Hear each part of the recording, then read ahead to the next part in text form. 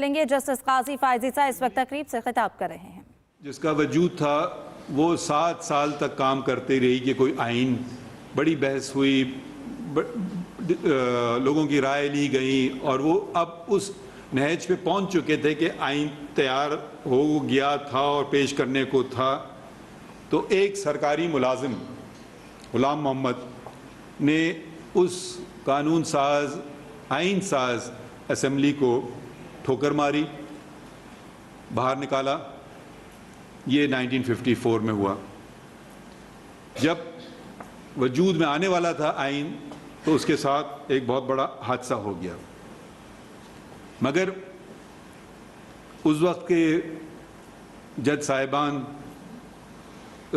Chief court کے، جس کی صدارت چیف جسٹس کانسٹنٹائن جو عیسائی برطانوی تھے انہوں نے کی، اور ان کے ساتھ اعلانی صاحب، محمد بچل اور محمد بخش صاحب تھے، انہوں نے مشترکہ طور پہ یہ اقدام جو ان کا تھا غلام محمد کا، اس کو غیر قانونی قرار دیا، اور جتنے انہوں نے منسٹر جمع کر کے اکٹھا کیے تھے، جس میں اسکندر مرزا، ایوب خان، چودھری محمد علی اور بھی تھے، ان کے خلاف رٹ اجرا کی کو ورانٹو کے نام سے کہ آپ غیر قانونی طور پہ ان عہدوں پہ بیٹھے ہوئے ہیں۔ تو ایک فیصلہ تھا جو سب قوم نے سمجھا یہ صحیح فیصلہ تھا، مگر غلام محمد اور ان کی منسٹرز نے اس فیصلے کو چیلنج کیا اس وقت کی فیڈرل کورٹ میں، جو اب سپریم کورٹ ہے۔ فیڈرل کورٹ نے کہا کہ کیونکہ ہم ابھی بھی ماتحت ہیں برطانوی ملکہ کے، اور بہت ٹیکنیکل آرگومنٹ کر کے انہوں نے کہا، اور اس کے برعکس ایک عیسائی جج کورنیلیس نے اپنا ڈسینٹ ووٹ دیا کہ یہ غلط ہے اور سندھ چیف کورٹ کا فیصلہ صحیح۔ بہرحال جو ہوا تو ہوا، کورنیلیس نے اپنا ڈسینٹ ووٹ دیا کہ یہ غلط ہے اور سندھ چیف کورٹ کا فیصلہ صحیح۔ بہرحال جو ہوا تو ہوا۔ اب آتے ہیں دوبارہ دوسری آئین ساز اسمبلی 1956۔ اس کے تحت کوئی انتخابات نہیں ہوئے، اور یہ 2 ہی سال میں دم توڑ گئی، کیونکہ ایک اور ملازم، سرکاری ملازم جن کی تنخواہیں عوام دیتی ہیں، اس نے فیصلہ کیا کہ میں تو عقل کل ہوں، ٹھکرا دو ہر چیز کو، عوام کی رائے کو، قانون کو، اور اپنے آپ کو ان پہ حاوی کر دو۔ تو یہ 1958 کا مارشل لاء۔ پھر انہوں نے کہا کیونکہ میں عقل کل ہوں تو مجھ سے بہتر کون سمجھ سکتا ہے کون آئین بنائے، تو انہوں نے اپنا خود آئین بنا لیا، 1962 کا آئین بنا۔ اس میں جمہوریت، ایک طرح سے جمہوریت کو ختم کر دیا گیا، کیونکہ انہوں نے کہا کہ یہ جو عوام ہے پاکستان کی، ان میں اتنا شعور نہیں ہے، یہ اتنے عقل مند نہیں ہیں، ایک فلٹر ہونا چاہیے اور ان کو سنبھالنا بھی بہت ضروری ہے۔ تو انہوں نے کہا کہ بنیادی ایک نئی چیز انہوں نے استعمال کی، جمہوریت، جو بیسک ڈیموکریٹس کے نام سے، کہ وہ پتہ نہیں میرے خیال میں 80,000 تھے، کہ پہلے عوام ان کو منتخب کرے گی اور پھر وہ جا کر کے آگے جل کے صدر کو منتخب کریں گے۔ تو اس طرح سے انہوں نے کہا اگر عوام پھر بھی اس پہ کنٹرول رہ سکے۔ تو یہ 65 میں الیکشن ہوئے اس آئین کے تحت، جس کو اگر آپ آئین کا درجہ دینا چاہتے ہیں، مگر تمام طاقت کے باوجود، کیونکہ جب کوئی ناانصافی ہوتی ہے وہ زیادہ دیر ٹھہرتی نہیں ہے، تو وہ شخص جو آئے تھے بڑے دھواں دار طریقے سے اور اپنے آپ کو مسلح کر دیا تھا اس قوم پہ، ان سے سنبھلا نہیں گیا۔ پھر 1969 سے لے کر 1971 تک انہوں نے ایک اور عامر کو سنبھالا کہ بھئی تم سنبھالو، میں چلا۔ 1969 میں 71 میں پھر کیا ہوتا ہے؟ ایک بہت مشکل وقت تھا پاکستان کے لیے۔ پاکستان ٹوٹ گیا دسمبر 1971 میں۔ اچانک ٹوٹا نہیں، اس کے بیج بوئے گئے تھے۔ اس کے بیج بوئے کہاں بوئے گئے؟ اس کے بیج بوئے گئے، یہ میری رائے ہے، فیڈرل کورٹ میں۔ جسٹس محمد منیر نے اس کا بیج بویا کہ یہ بھی طریقہ ہے۔ تو اس کے بعد جو لوگ جابر ہیں انہوں نے کہا اچھا آپ نے ہمیں راستہ دکھایا تو ہم اس پہ چلیں گے۔ تو وہ بیج جو بویا، وہ زہریلا بیج جو بویا، وہ پروان چڑھا اور اس نے ملک کے 2 ٹکڑے کر دیے دسمبر 1971 میں۔ اس کے بعد کیا ہوتا ہے؟ اس کے بعد عبوری یا انٹرم کانسٹیٹیوشن تشکیل ہوتا ہے 31 اپریل 1972 میں۔ یہ مطلب تقریباً 1 سال پہلے اس کو لگے کہ آئین کو جو شکل ہے 73 والی شکل میں آنے کے لیے یہ 1 سال لگا۔ یہ جو آئین، اور آئین کس دن یہ آغاز ہوتا ہے؟ یہ آغاز ہوتا ہے آئین میں، اس میں اندراج ہے کہ یہ 14 اگست 1973 کو اس کا آغاز ہوا۔ اس کے بعد کیا ہوتا ہے؟ تو یہ آپ کو جو ہم کام آج کرنے بیٹھے ہیں اس کے جو اثرات ہیں وہ نہ صرف آج ہوتے ہیں بلکہ صدیوں بعد بھی ہوتے ہیں، برسوں بعد بھی ہوتے ہیں۔ تو اب ایک جو جذبہ تھا، ایک جو شعور تھا، ایک جو پیار اور محبت تھی 1940 میں، 1947 میں، وہ کتنی جلد نفرتوں میں تبدیل ہو گئی۔ نفرتیں ایسے نہیں ہوتی ہیں، نفرتیں کی وجوہات ہوتی ہیں۔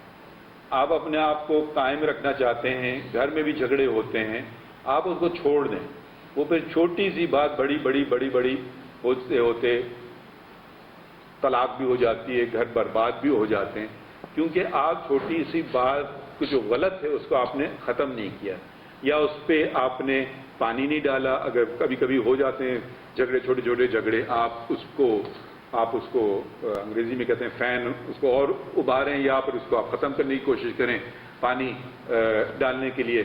تو نئی جب ہوتے ہیں تو یہ مسئلے پیدا ہوتے ہیں۔ بہرحال 71 میں اس قوم کا سر جھکا ہوا تھا، شرمندہ قوم تھی، اس کا وقار اب بلند کرنا پڑا ایک طریقے سے جو کیا گیا، اور وہ میرے خیال میں تھا دوسری اسلامی سربراہی اجلاس۔ یہ ہوا فروری 1974 میں۔ 57 ممالک کے صدر، پرائم منسٹر، بادشاہ، ہیڈ آف اسٹیٹ آئے اس میں، اور جو اس وقت کے وزیر اعظم تھے ذوالفقار علی بھٹو، انہوں نے مجیب الرحمان کو بھی دعوت دی، اور بنگلہ دیش جو ملک الگ بن گیا تھا وہ بھی آئے اس میں۔ تو ایک یہ یکجہتی میں نے اس کی مثال اسلامی تاریخ میں، موجودہ اسلامی تاریخ میں کم ہی دیکھی ہے، اور میرے خیال میں یونائٹڈ نیشنز کے بعد بلکہ یونائٹڈ نیشنز کے اگر آپ ویب سائٹ پہ جائیں، ان کی سب سے ایک بڑی باڈی اس کا تذکرہ کرتے ہیں کہ یہ UN سب سے بڑی باڈی ہے، یونائٹڈ نیشن، اقوام متحدہ، مگر اس کے بعد یہ جو اجلاس ہوا تھا دوسری اسلامی سربراہی اجلاس، اس کی یادداشت جو لوگ لاہور سے واقف ہیں، وہ ایک ترکی آرکیٹیکٹ نے ایک وابڈا ہاؤس پنجاب اسمبلی کے سامنے 155 فٹ لمبا مینار ہے، یہ اس کی عکاسی کرتا ہے اس یکجہتی کی۔ جب یکجہتی ہو، جب لوگ متحد ہوں، تو انگریزی میں کہتے ہیں the sky is the limit، اور جب نہ ہوں، جب نفرتیں جب دشمنیاں، جب جھوٹ، جب بد اخلاقی، پھر نتیجے ہمیں سوچنا نہیں چاہیے، ہمیں صرف اپنے پیچھے مڑ کے دیکھنا چاہیے کیا اس کے نتیجے نکلتے ہیں، اور وہ نتیجے میں نے آپ کو بتا دی ہیں۔ اور بھی بہت ساری باتیں جو انہوں نے کہا میں مختصر بات کروں، مختصر بات کرنا کوشش کروں گا کہ آپ میری تو ہو گئی کہ میں لمبی سی بات کروں کہ سوال کم سے کم آئیں، مگر پروفیسر مشتاق صاحب کو کی بھی بات رکھنی ہے، تو پھر بھی دو چار باتیں ہوئیں جو میرے خیال میں غیر مناسب تھیں، اس سے بھی ہمیں نظریں نہیں چرانا چاہیے۔ ایک تھا کہ نیشنل عوامی پارٹی اور جے اے یو جماعت علماء اسلام دو سیاسی پارٹی ہیں، میں سیاسی بات نہیں کر رہا ہوں، میں صرف قانونی بات کروں گا۔ ان کی حکومتیں تھیں صوبہ بلوچستان اور صوبہ اس وقت کا صوبہ سرحد جو اب خیبر پختونخوا کے نام اب اس کا نام پڑا ہے، وہاں ان کو برطرف کیا گیا یہ، اور نیشنل عوامی پارٹی پہ پابندی لگا دی گئی سرکاری۔ 24 فروری 1975 کا دن تھا۔ سپریم کورٹ میں ریفرنس گیا اور سپریم کورٹ نے کہا کہ یہ پابندی صحیح۔ پھر اس کے بعد ہوتے ہیں مارچ 77 میں انتخابات، اس میں جیسا کہ آپ جو میں بالخصوص نوجوانوں سے مخاطب ہوں، کیونکہ نوجوان ہمارے تاریخ سے شاید اتنے ان کی نظر نہ ہو کہ 1977 میں الیکشن ہوتے ہیں، اس میں پھر یہ ایلیگیشن لگتا ہے کہ یہ الیکشن صاف شفاف نہیں تھے۔ بہرحال ایک الائنس بنی تھی پاکستان نیشنل الائنس، اس نے وہ، مگر مجھے پھر بھی خوشی کی بات ہے کہ ایک طرف تو وہ یہ ایلیگیشن لگا رہے تھے پرائم منسٹر ذوالفقار علی بھٹو کہ یہ آپ کے یہ جو انتخابات ہیں یہ منصفانہ انتخابات نہیں تھے، مگر اس کے باوجود دونوں مخالفین ٹیبل پہ بیٹھے، اور جہاں تک تاریخ اس بات کی گواہ دیتی ہے وہ ان کا اگریمنٹ پہنچ چکا تھا، بس وہ سائننگ کی دیر تھی کہ ایک اور شخص نے پھر وار کیا جمہوریت پہ، وار کیا آئین پہ۔ یہ تھا 4 جولائی 1977 کا دن۔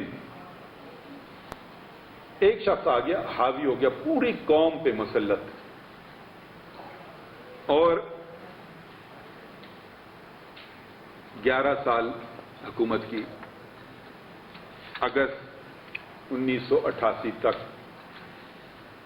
اور پھر وہ ایک جہاز کے حادثے میں ان کا انتقال ہو گیا۔ مگر اس سے پہلے کیا ہوا؟ اس سے پہلے عدالتوں میں کیسز آئے، چیلنج ہوا، نصرت بھٹو کیس آیا، ذوالفقار علی بھٹو کیس آیا، ذوالفقار علی بھٹو کو سزائے موت دی گئی ایک ووٹ سے۔ ہمارے جو ایک اور جو ہمارے ہاں نہ صرف ایک ڈکٹیٹر آتا ہے، مگر ڈکٹیٹر کو کچھ عرصے بعد کچھ وہ ہونے لگتی ہے کہ میں تو اصل میں جمہوریت پسند کرتا ہوں، وہ اپنے آپ کو ایک دھوکہ دینے لگتا ہے، وہ دھوکہ دیتا ہے اور پھر وہ ریفرینڈم کراتا ہے۔ اگر آپ، میں مشورہ دوں گا آپ کو، اگر آپ پی ایچ ڈی کریں کہ جب بھی پاکستان کی ریفرینڈم میں کسی ڈکٹیٹر نے الیکشن کروایا تو ہمیشہ وہ 98.4% سے جیتتا ہے۔ جب آپ لوگوں کو شاید ریفرینڈم آپ نے دیکھا، کبھی بھی آپ گزرے ہیں، تو میں تو آج تک کسی شخص سے نہیں ملا جس نے ریفرینڈم میں ووٹ ڈالا۔ بہرحال شاید میں صرف انہی لوگوں کو جانتا ہوں جن نے ریفرینڈم میں ووٹ نہیں ڈالا۔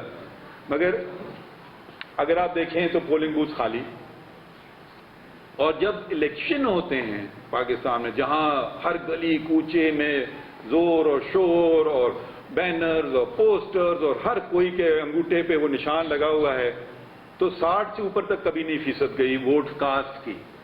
اگر ریفرینڈم میں پتہ نہیں کیا کیسے مجموعہ کیسا یہ ہوتا ہے کہ وہ 98 پہ پہنچ جاتے ہیں. خیر یہ تو میں ایک سوال چھوڑ رہا ہوں کہ شاید جو یہ اسٹوڈنٹس ہیں آپ کے لیے وہ اس پہ غور و فکر کر سکیں یہ نتیجہ کیسے نکل آتا ہے.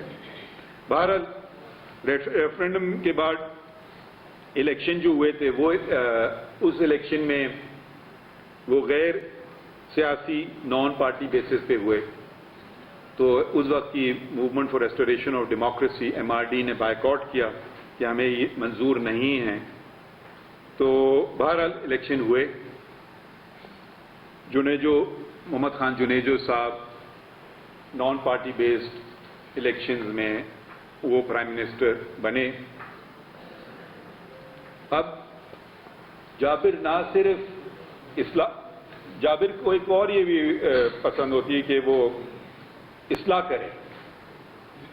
جو اس ملک میں مسلمان تھے وہ مسلمان تھے، ان کو پتہ ہے کون ہوتا ہے مسلمان کون نہیں ہوتا، مگر ایک PCO کے ذریعے انہوں نے مسلمان کی تعریف بھی کر دی. پھر انہوں نے اب وقت آیا ہے آئین کی بحالی کا. اب 85 میں ہم آ رہے ہیں. یہ دن ہے 2 مارچ 1985 کا. یہ آئین کی بحالی کا حکم RCO revival of constitution order. عجیب الفاظ بھی ایجاد ہوتے ہیں، ٹرمز بھی ایجاد ہوتے ہیں. Provisional constitutional order, RCO revival of constitution order, legal frame work order. پتہ نہیں کس کو بیوقوف بنا رہے ہیں یا پوری قوم کو بنا رہے ہیں، مگر لگے قانونی. ہم غیر قانونی کام کریں مگر لگے قانونی. بہرحال یہ قانونی یا غیر قانونی جیسے آپ اس کو سمجھیں، اس RCO نے 65 شقیں آئین کی تبدیل کر دی. اچھا، اور انہوں نے وہ جو اس وقت کی پارلیمان تھی جو کہ غیر پولیٹیکل پارٹیز بیسڈ پارلیمان تھی، اس پہ ان کو یہ کہا کہ تب میں مارشل لا اٹھاؤں گا جب تم 8ویں ترمیم منظور کرو. تو 8ویں ترمیم انہوں نے میرے خیال میں جبرن، شاید غیر مناسب الفاظ نہیں ہوگا کہنے کے کہ وہ جبرن انہوں نے کروائی، اور پھر آخرکار مارشل لا اٹھایا گیا 30 دسمبر 1985 میں. مگر اس میں ہمارے جو اس وقت کے ڈکٹیٹر تھے انہوں نے ایک چیز سوچی،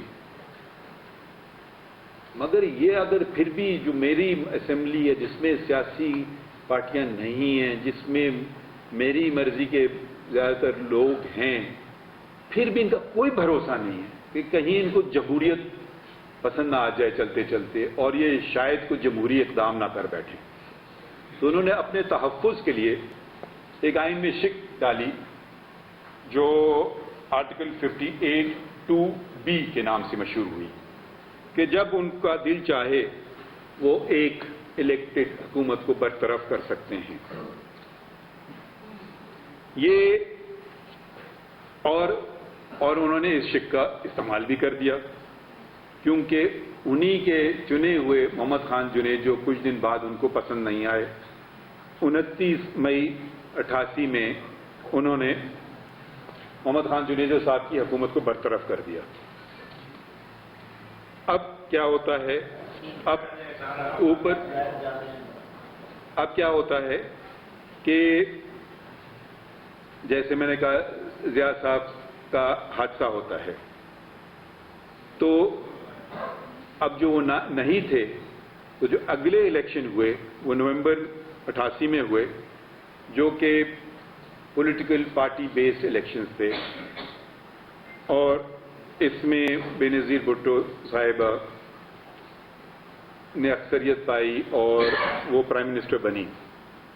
مگر دو تین باتیں میں یہاں کرنا چاہوں گا کہ یہ جو اختیار انہوں نے بیج، ایک اور بیج بول دیا، نفرت کا بیج آپ اس کو کہیں، کڑوا بیج کہیں، 58(2)B کا 58(2)B کا استعمال خود کر گئے موصوف۔ اس کے بعد جو اگلے صدر تھے غلام اسحاق خان، انہوں نے بھی 58(2)B کا استعمال کیا، بلکہ دو دفعہ کیا، ایک دفعہ بے نظیر بھٹو کی حکومت اور دوسری طرف نواز شریف کی حکومت۔ تو انہوں نے یہ، ان کو اعزاز ہے کہ انہوں نے دو دفعہ ایک شخص نے فیصلہ کر لیا کہ یہ غلط ہے۔ تھوڑی سی مجھے شرمندگی بھی ہوتی ہے کہ سپریم کورٹ سراہتی چلی گئی، یہ اقدام چیلنج ہوئے، ریزولوشن غلط ہے، مگر انہوں نے کہا چلیں آگے بڑھتے ہیں۔ پھر بات چلی، اب ہم آ رہے ہیں ریسنٹ ہسٹری میں۔ 12 اکتوبر 99 میں ایک اور سرکاری ملازم نے سمجھا کہ مجھ سے تو بہتر شخص ہے نہیں، تو اس نے ہر پروکلمیشن آف ایمرجنسی 12 اکتوبر 99 کو اس نے ٹیک اوور کر لیا۔ پھر آپ کو کیا ہوا وہ تو آپ کے سامنے ہے، کیونکہ زیادہ پرانی باتیں نہیں ہیں، مگر انہوں نے دو دفعہ بار کیا، ایک تو 12 اکتوبر 99 کو کیا، پھر انہوں نے دوسرا بار کیا، وہ تھا 3 نومبر 2007 میں، جب انہوں نے ایمرجنسی نافذ کی۔ دو تین چیزیں ساتھ کی۔ عام طور پہ تو جس کو کوئی تکلیف ہوتی ہے وہ عدالت کا دروازہ دستک دیتا ہے، مگر ایک کیس رونما ہوا، ظاہراً وہ عجیب سا کیس تھا، وہ تھا ٹکا اقبال محمد خان صاحب کا کیس۔ انہوں نے جنرل پرویز مشرف کے خلاف آئینی درخواست دے دی سپریم کورٹ میں۔ اب حیرت کی بات یہ ہے کہ ظاہراً تو یہ تھا کہ بھائی یہ جو اقدام ہوئے ہیں یہ غلط ہے، مگر جو تاریخ جو ریکارڈ کرتی ہے وہ کہتے ہیں کہ یہ ایک کرایا گیا تھا ایک پٹیشن کہ سپریم کورٹ سے ٹھپا لگا کے منظوری دی جائے اور ناجائز کو جائز بنائی جائے یا حرام کو حلال قرار دیا جائے۔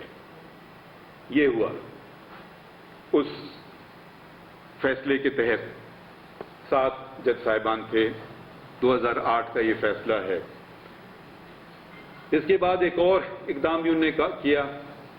ہمیشہ جب آٹوکریٹک ڈکٹیٹوریل رول ختم ہوتا تھا اور پارلیمان واپس آتی تھی تو وہ تحفظ ایک حد تک دیتی تھی کہ بہت سارے قانون، بہت سارے اقدام ہو چکے ہوتے ہیں پہلے، تو ان کو ایک آئینی تحفظ دیا جاتا تھا۔ آرٹیکل 270A 270AA تھا جب ضیاء الحق کا زمانہ ختم ہوا تھا، مشرف صاحب نے خود اپنے آپ کو آئینی تحفظ دے دیا۔ وہ شق تھی آئین کی 270AAA۔ اب یہ بھی ایک عجیب عجیب چیزیں ہوتی ہیں۔ آپ لوگ اگر آئین کو مقدس سمجھتے ہیں تو جو بڑے نامی گرامی وکیل ہیں وہ شاید ان کے دلوں میں اتنی محبت نہ ہو، کیونکہ ان کی جیبوں میں فیسیں جاتی ہیں۔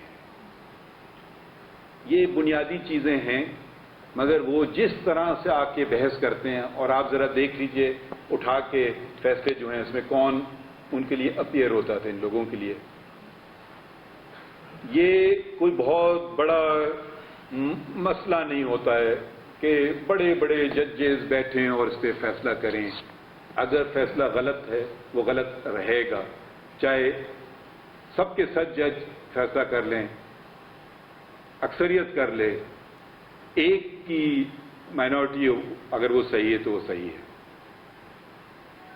یہ جو آج کل ہو گیا ہے کہ جی اس کو نمبرز گیم کہیں، اس سے جھوٹ سچ میں تبدیل نہیں ہو سکتا اور اس کے برعکس بھی نہیں ہو سکتا ہے۔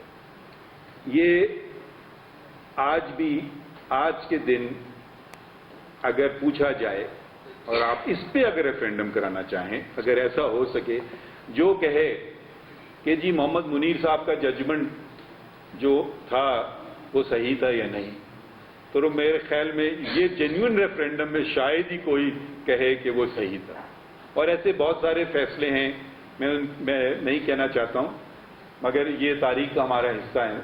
اگر آپ کو تاریخ دہرانا نہیں ہے تو تاریخ سے سیکھیے، اور اگر تاریخ سے اگر آپ سیکھیں گے نہیں تو تاریخ دہرائے گی۔ اور پاکستان میں ایک دفعہ نہیں، کئی مرتبہ تاریخ نے اپنے آپ کو دہرایا ہے اور دہراتی چلی گئی ہے۔ تاریخ پکار رہی ہے، سیکھو 1954، سیکھو 1958، سیکھو 1977، سیکھو 1988، سیکھو 1990، 58 2Bs والی بات شروع کی، سیکھو 1993 سے، سیکھو 1996 سے، 2 دفعہ سیکھو 1999 سے۔ تاریخ کتنی دفعہ میں سکھائے گی؟ 7 سبق تو دے چکی ہے۔ اب ہم خود سیکھیں، ہم اس وقت سیکھیں گے جب یہ جو کتاب ہے، یہ جو آپ کی کتاب ہے، یہ ججز کی کتاب نہیں ہے، نہ یہ کوئی ممبر نیشنل اسمبلی کی، جی یقیناً ہماری بھی ہے، اور ہم پہ تو زیادہ اس کا بوجھ ہے کیونکہ آپ نے یہ حلف نہیں اٹھایا کہ اس کی ہم حفاظت کریں گے۔ میں نے یہ حلف اٹھایا ہوا ہے کہ میں اس کی دفاع اور حفاظت کروں گا، مگر اس کا یہ مطلب نہیں ہے کہ آپ اس کے پابند نہیں ہیں، کیونکہ اس کی آرٹیکل، اس کی شق 5 کہتی ہے کہ ہر شہری اس کا پابند ہے۔ نہ صرف ہر شہری پاکستانی بلکہ ہر غیر ملکی جو پاکستان میں موجود ہے اس پہ بھی یہ حاوی ہے یہ کتاب۔ اگر وہ نہیں مانتا ہے پھر اس کو پاکستان آنے کی ضرورت نہیں ہے۔ تو یہ اہم چیز ہے۔ ہم نے دیکھا کہ جب ہم نفرتوں کے بیج بوتے ہیں اور پھر کیا پاتے ہیں۔ اب جو گزر گیا تو گزر گیا، مگر میں ہمیشہ فیوچر کی طرف دیکھتا ہوں، اور فیوچر کی طرف ہم سب کی یہ ذمہ داری ہے کہ آئین کا ہاتھ کبھی نہ چھوڑیں، کیونکہ یہ ایسا تحفہ ہے جو دوبارہ آپ کو نہیں ملے گا۔ اس پہ بڑے وار کیے گئے، مگر یہ اچھا لفظ کیا ہوگا ڈھیٹ کا ریزیلینٹ میں سوچ رہا تھا، مگر اردو میں کیا لفظ ہوگا بہتر؟ مضبوط، یا جس پہ بڑے وار کیے جائیں اور پھر بھی کھڑا ہو جائے، اس کا بڑا حوصلہ ہے ان کا۔ تو اب ہمیں چاہیے کہ ہم قوم کی حیثیت سے بھی حوصلہ دکھائیں، اور آئین نے تو بڑا حوصلہ دکھایا ہے، وہ آج بھی کھڑا ہوا ہے 50 سال بعد، کتنے اس پہ وار ہوئے۔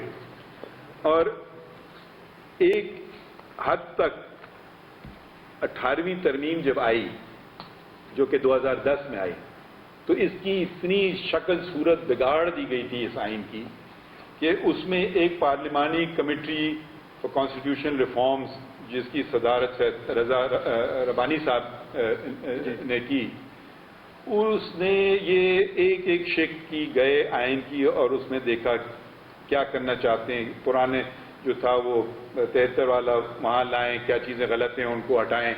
تو اس میں 26 سیاسی جماعتیں مشترکہ طور پہ، وہ جماعتیں بھی شامل تھیں جس کی نمائندگی نیشنل اسمبلی میں تھی بھی نہیں، تو انہوں نے اس کو ایک طرح سے کنسنسس ڈاکیومنٹ بنایا کہ اس پہ لوگ اس کو اپنائیں۔ وہ کنسنسس ڈاکیومنٹ انہوں نے 18th amendment to the constitution کی شکل میں ہمارے سامنے آیا۔ 18th امینڈمنٹ جو کانسٹیٹیوشن کا ہے، اس نے کوشش یہ کی کہ جو غلطیاں تھیں وہ ان کو، پرانی غلطیوں کو ادھر سے ہٹائیں۔ 58(2)B جو تھا اس کو ہٹائیں، وہ فیڈریشن کو مضبوط بنائیں اور ساتھ ساتھ صوبوں کے اختیار بھی. انہیں 17 منسٹریز ڈیوالو کی صوبوں پہ. کنکرنٹ لسٹ جو آئین میں تھی اس کو ختم کیا کہ یہ وفاق بنا سکتا ہے، قانون سازی اس پہ کر سکتا ہے. باقی پہلے ہوتا تھا کہ دونوں کر سکتے ہیں، تو انہوں نے کہا دونوں والا شک ختم ہو گئی. وفاق کر سکتا ہے، باقی سارے اختیارات صوبوں کو انہوں نے دے دیے کہ باقی سارے صوبے کریں. تو یہ انہوں نے، کیونکہ جب تک آپ سب کو ساتھ لے کر نہیں چلیں گے تو شک و شبہات جنم دیتے ہیں.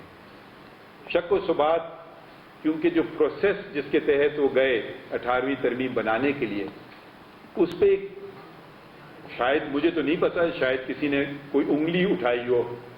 آپ اس سے بے شک آپ کی رائے مختلف ہو سکتی ہے کہ ہاں میری رائے میں یہ ہو، میری بھی رائے مختلف ہو سکتی ہے. میں بھی شاید سوچوں کہ اس آئین میں یہ ہونا چاہیے، مگر میری رائے کی کوئی اہمیت نہیں ہے. رائے وہی ہوگی جو آئین میں لکھی گئی ہو، رائے وہی ہوگی جو 18ویں ترمیم میں لکھی گئی ہو. 18ویں ترمیم میں ہاں ایک اور چیز جو آئینی طور پہ پہلے رونما ہوئی، کیونکہ پہلے جیسے کہ شاید انہوں نے سیکھا تھا وہ جب 77 کے الیکشن کے بعد جو لوگوں میں کشیدگی پیدا ہوئی کہ یہ منصفانہ الیکشن ہوئے تھے یا نہیں، تو انہوں نے سوچا کہ چلیں اس مسئلے کو ایک وقت اور ہمیشہ کے لیے ختم کر دیا جائے کہ کیٹیگر گورنمنٹس ہیں، جس کو نیوٹرل کیٹیگر گورنمنٹ، غیر جانبدار کیٹیگر کا کیا نگران حکومتیں وجود میں آئیں. کہ جی بھائی جو حکومتی لوگ ہوتے ہیں وہ یہ کہا جاتا تھا کہ غلط وسائل کا استعمال کر رہے ہیں، ٹی وی کا غلط استعمال کر رہے ہیں. اب تو بخیر ہر گلی کوچے میں ٹی وی پہنچ گیا. مگر زمانے میں ٹی وی اور ریڈیو پاکستان ہوتا تھا کہ تو یہ نگراں حکومت کرے، تھوڑے دن کے لیے آئے، الیکشن کرا کر کے سنبھالے. اور اس میں انہوں نے 2-3 اور بھی چیزیں ڈال دی جو پرانی نگران حکومت جو جابروں نے کی تھی ان میں نہیں تھی، کہ جو لوگ نگراں حکومت میں ہوں وہ اور ان کے خاندان والے الیکشن میں حصہ نہیں لے سکتے. تو ایک طرح سے آگے بڑھنے کی طرف کا اشارہ ہے. تو آئین کے متعلق باتیں تو بہت سی کی جا سکتی ہیں، مگر میرے خیال میں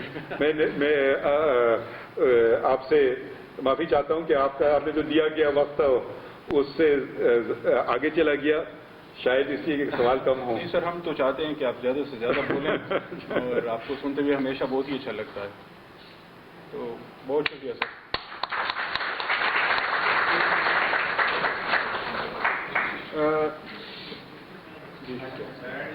جی ٹھیک.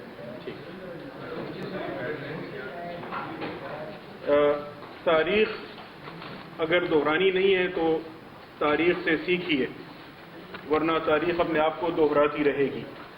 میرے خیال سے یہ ان اہم لیسنز میں سے ہے جو آج کی اس بہت ہی خوبصورت گفتگو سے ہم اپنے ساتھ گھر لے جا سکتے ہیں.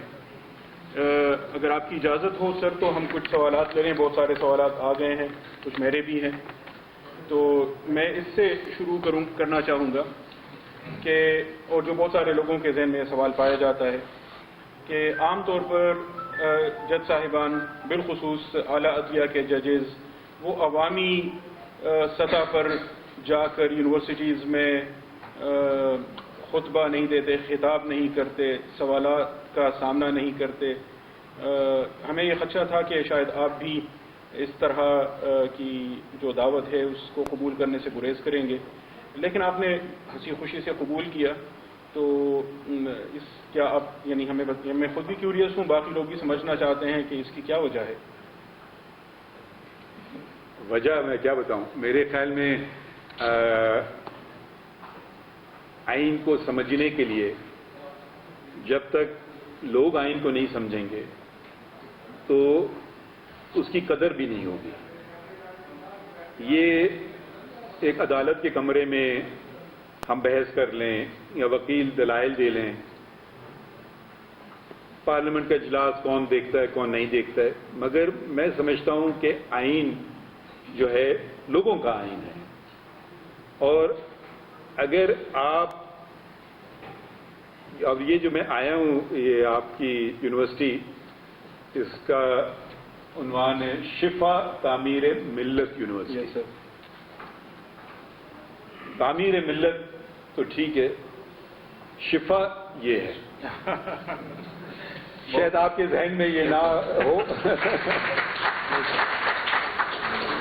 تو اگر میں شفا کا پیغام کہیں لے جاؤں تو میرے خیال میں کوئی غیر مناسب بات تو کر نہیں رہا ہوں، بلکہ آپ کو تو مجھے دلیری کا تمغہ دینا چاہیے کہ میں آپ کے سوال لینے کے لیے بھی تیار ہوں. کیونکہ عام طور پہ کہا جاتا ہے ٹھیک ہے آپ کو ججمنٹ نہیں پسند آیا مت آپ کیا کر سکتے ہیں، میں اس کی کیا وضاحت کروں. نہیں، ہم تو چاہیں گے کہ آپ بھی یعنی اسی طرح ہمیں شرف بخشتے رہیں، اور ہم دیگر جج صاحبان سے بھی یہ توقع رکھتے ہیں کہ وہ اسی طرح عوام کے سامنے اپنی جواب دہی کے احساس کی بھی کچھ لاج رکھیں، اور کچھ ہمیں ایجوکیٹ بھی کریں کہ آئین کے حوالے سے، قانون کے حوالے سے لوگوں کو سمجھنے کی ضرورت ہے. تو ہم تو اسے ویلکم کریں گے. یہاں ہمارے ایک میں اگر اسے وضاحت مزید کر دوں، مجھے تعجب یہ ہے کہ اب یہ اچھا دنیا میں کوئی غیر معقول بات نہیں ہے. آپ امریکہ میں ججز یونیورسٹی جاتے ہیں، لیکچرز دیتے ہیں لا پہ، یہاں تک کہ ججز ایک دوسرے سے دو رائے، ان کے اختلافات، سٹنگ ججز سپریم کورٹ امریکہ کے جو صرف 9 ہیں، اختلاف بھی ہوتے ہیں. ججز جاتے ہیں آکسفورڈ یونین، میں بھی آکسفورڈ یونین گیا ہوں، بہت پریسٹیجیس یونین سمجھا جاتا ہے. ججز جاتے ہیں ہارورڈ، مجھے بھی ہارورڈ نے انوائٹ کیا، میں بھی وہاں جا کے میں نے آئین کی بات کی. ججز جاتے ہیں ییل، مجھے بھی ییل بلایا گیا، یونیورسٹی امریکہ کی بہت اہم یونیورسٹیوں میں سے ہے. سو ایس لندن میں یونیورسٹی ہے، London school of economics London میں یونیورسٹی ہے. سب نے مجھے بلایا، مگر پاکستانی یونیورسٹیز پتہ نہیں شاید مجھے اتنا پسند نہیں کرتی ہیں تو نہیں بلایا.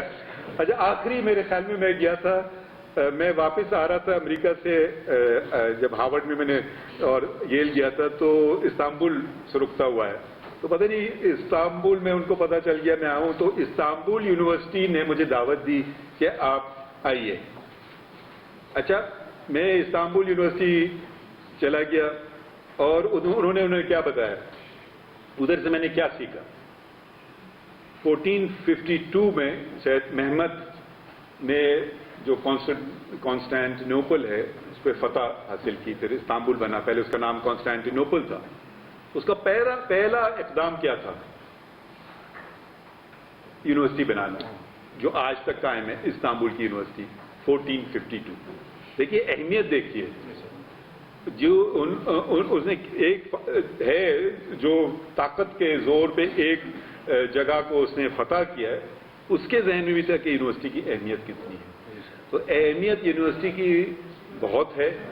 اب امریکن ججمنٹس میں پروفیسرز کے پیپرز سائٹ ہوتے ہیں، اور پروفیسرز کے ایک بہت مشہور کیس تھا جو پورا تشریح چینج کر دی سپریم کورٹ امریکہ کے.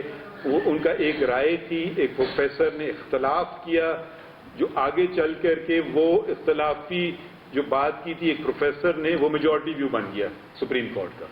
تو یہ ایک آپ کا جو کردار ہے میرے خیال میں آپ پوری طرح سے ادا نہیں کر رہے ہیں کہ آپ سے ہم بھی سیکھتے ہیں. جتنی ڈگریز ماشاءاللہ آپ جب وہ بتا رہے تھے تو مجھے دل چاہ رہا تھا کہ میں یہاں سے چلا جاؤں، کیونکہ آپ کے پاس ماشاءاللہ بہت زیادہ ڈگریز ہے. تو جب آپ کوئی دلائل دیں گے تو مجھے سننا چاہیے. ہو سکتا ہے میں پسند نہ کروں مگر سننا ضرور چاہیے. میری سمجھ میں آ گیا ہے کہ آپ کے سامنے حاضر ہوتی وکیل آیت الکرسی کیوں پڑھتے ہیں، کیونکہ آپ نے مجھے الٹا یعنی وہاں کٹہرے میں کھڑا کر دیا ہے. سچی بات یہ ہے سر کہ ہم یونیورسٹیز میں چاہتے تو ہیں کہ زیادہ سے زیادہ اس طرح، بالخصوص میری تو کوشش یہ ہے کہ بار بینچ اور اکیڈیمیا کے درمیان کوآرڈینیشن ہو، اور اس طرح تینوں ایک دوسرے کو ری انفورس کریں. آپ کی آمد سے ہمیں یہ کہیں بوسٹ مل گیا ہے اور راستہ کھل گیا ہے، تو انشاءاللہ ہم اس پر آگے مزید چلتے رہیں گے. لیکن میں یہ سوال آپ کے سامنے رکھنا چاہوں گا جو آڈینس کی جانب سے آیا ہے کہ آج جب کہ ہم آئین پاکستان کی 50ویں سالگرہ منا رہے ہیں، تو ہمیں ایک بہت بڑی تفریق نظر آتی ہے قوم کے اندر بھی، پارلیمان کے اندر بھی، حتیٰ کہ عدالت عظمیٰ میں بھی. تو ایسے میں ہمارے عوام اپنے حقوق کے تحفظ اور انصاف کے لیے کس کی طرف دیکھیں؟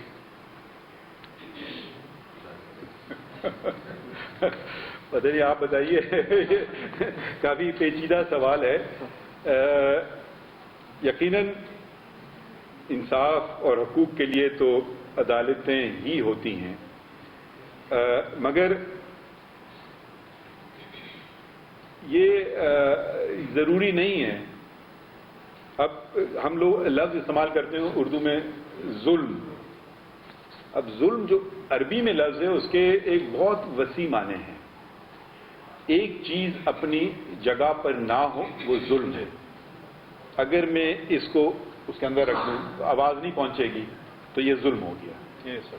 تو ہر چیز کو اپنی جگہ پہ ہونا لازمی ہے. تو یہ بھی ایک، یہ جو ہم کہتے ہیں نا ظلم، ظالم کیا کرتا ہے؟ وہ کیا کرتا ہے؟ جی، ظالم یہ کرتا ہے کہ وہ کہتا ہے میری مرضی. آئین کیا کہتا ہے؟ لوگوں کی مرضی. تو یہ ہو گیا ظلم. تو ایسی مثالیں بہت ساری دی جا سکتی ہیں. اور اگر آپ کی جو دوسری بات آپ نے کہی کہ جس کو ڈفرینس آف اوپینین، ایک ہوتا ہے ناراضگی. ناراضگی تو ایک الگ بات ہے، میں تو کوئی نہیں سمجھتا ہوں ناراضگی کہیں بھی ہے یا ہونا چاہیے. ایک میں آپ سے اگری نہ کروں، یہ نہ کہوں کہ جی میں نہیں مانتا. ہاں آپ نے کوئی دلائل دیے، میں اس سے بہتر دلائل دوں، یا میں سمجھوں بہتر ہے کہ جی نہیں آپ نے جو یہ سوچا سمجھا یہ غلط ہے کیونکہ یہ وجوہات ہیں. تو میرے خیال میں زندہ معاشرے ایسی زندہ معاشروں انہی کو کہتے ہیں. اگر ہر کوئی یوں سر ہلانے لگے تو وہ تو پھر آمریت کی طرف ہوگا اور پھر ڈکٹیٹرشپ دور نہیں ہے اور ایبسولوٹ رول نہیں ہے. اسی سے متعلق ایک اور سوال ہے جی جو میرا ہے، آڈینس کا نہیں ہے. وہ یہ ہے کہ ابھی پچھلے دنوں، اس کا مطلب مشکل سوال ہے. نہیں وہ سیدھا سادہ سوال ہے کہ ابھی پچھلے دنوں آپ کے 2 آرڈرز آئے ہیں اور ہم آپ کے آرڈرز کا اور آپ کی ججمنٹس کا خود بھی مطالعہ کرتے ہیں، اسٹوڈنٹس کو بھی شیئر کرتے ہیں، وہ بھی پڑھتے ہیں، ہم آپس میں ڈسکس بھی کرتے ہیں. تو ایک میں آپ نے جو بینچوں کی تشکیل کا مسئلہ ہے اس پر بات کی ہے اور اس کو آپ نے قواعد کے تحت منضبط کرنے کی، ریگولیٹ کرنے کی بات کی ہے. اور دوسرا اسی سے متعلق وہ حفظ قرآن پر 20 نمبروں کا مسئلہ تھا، لیکن اس میں چونکہ سو موٹو لیا گیا تھا تو آپ نے اس معاملے کو مؤخر کرتے ہوئے یہ قرار دیا کہ از خود نوٹس کے جتنے مقدمات ہیں ان کو جب تک اس کے لیے باقاعدہ قواعد نہ وضع کیے جائیں اس وقت تک ایسے مقدمات کو مؤخر کیا جائے. سوال یہ ہے کہ ابھی چند مہینے بعد انشاءاللہ آپ خود چیف جسٹس بنیں گے، آپ خود اپنے ہی اختیارات کو کیوں ختم کر رہے ہیں؟ یعنی ہم سمجھنا چاہتے ہیں قدغن کیوں لگانا چاہتے ہیں؟ پتہ نہیں یہ میری آپ تنقید کر رہے ہیں یا میری تعریف ہو رہی ہے. میں بھی سوچ رہی ہے. یہ دیکھیے جو میری رائے ہو سکتا ہے غلط ہے. ایک آئین میں 184(3) جس کو عام طور پہ سیوموٹو کہتے ہیں، مگر سیوموٹو کا لفظ آئین میں استعمال نہیں کیا گیا ہے. یہ ایک لیٹن ٹرم ہے. اب انگلستان جائیں سیوموٹو کہیں وہ بھی نہیں سمجھ پائیں گے. یہاں تک کہ ایک جج صاحب میرے ساتھ بیٹھے تھے تو کچھ سیوموٹو بات کہتے ہیں واٹ از سیوموٹو، تو یہ انگلستان کے جج تھے. تو 184(3) کی جو بات ہوتی ہے نا وہ اختیار سپریم کورٹ کو دیتی ہے کہ آپ کچھ اس میں کچھ شرائط دی گئی ہیں کہ جب کوئی پبلک امپورٹنس یا مفاد عامہ کا کوئی کیس ہو، ایک یہ لازمی ہے اس کو پورا کرنا، دوسرا یہ for the enforcement of fundamental rights, بنیادی حقوق کے نفاذ کے لیے کوئی کام کیا جائے. اب یہ آپ کہیں کہ یہ شک، یہ جو میری عقل میں ہے کہ یہ شک کیوں رکھی گئی تھی. یہ شک رکھی گئی تھی مظلوموں کے لیے، یہ شک رکھی گئی تھی برک کلن ورکرز کے لیے، یہ شک رکھی گئی تھی بانڈڈ لیبررز کے لیے، یہ شک رکھی گئی تھی وہ خواتین جن کو تعلیم سے محروم کیا جا رہا ہے، یہ شرک رکھی گئی تھی کہ بچوں پہ آپ زبردستی ان سے جبراً کام کروائیں۔ کیونکہ یہ لوگ وکیل تک تو کیا، عدالت تو کیا وکیل تک بھی شاید نہ پہنچ سکیں، ٹھیک ہے، تو یہ ان کے تحفظ کی شک ہے۔ اب یہ شک بھرپور طریقے سے پاکستان میں اس کا استعمال ہوا ہے، میرے سمجھ سے کئی بہت اچھی دفعہ اور کئی بہت بری دفعہ، ٹھیک ہے، تو شاید آپ مجھ سے بہتر جانتے ہوں۔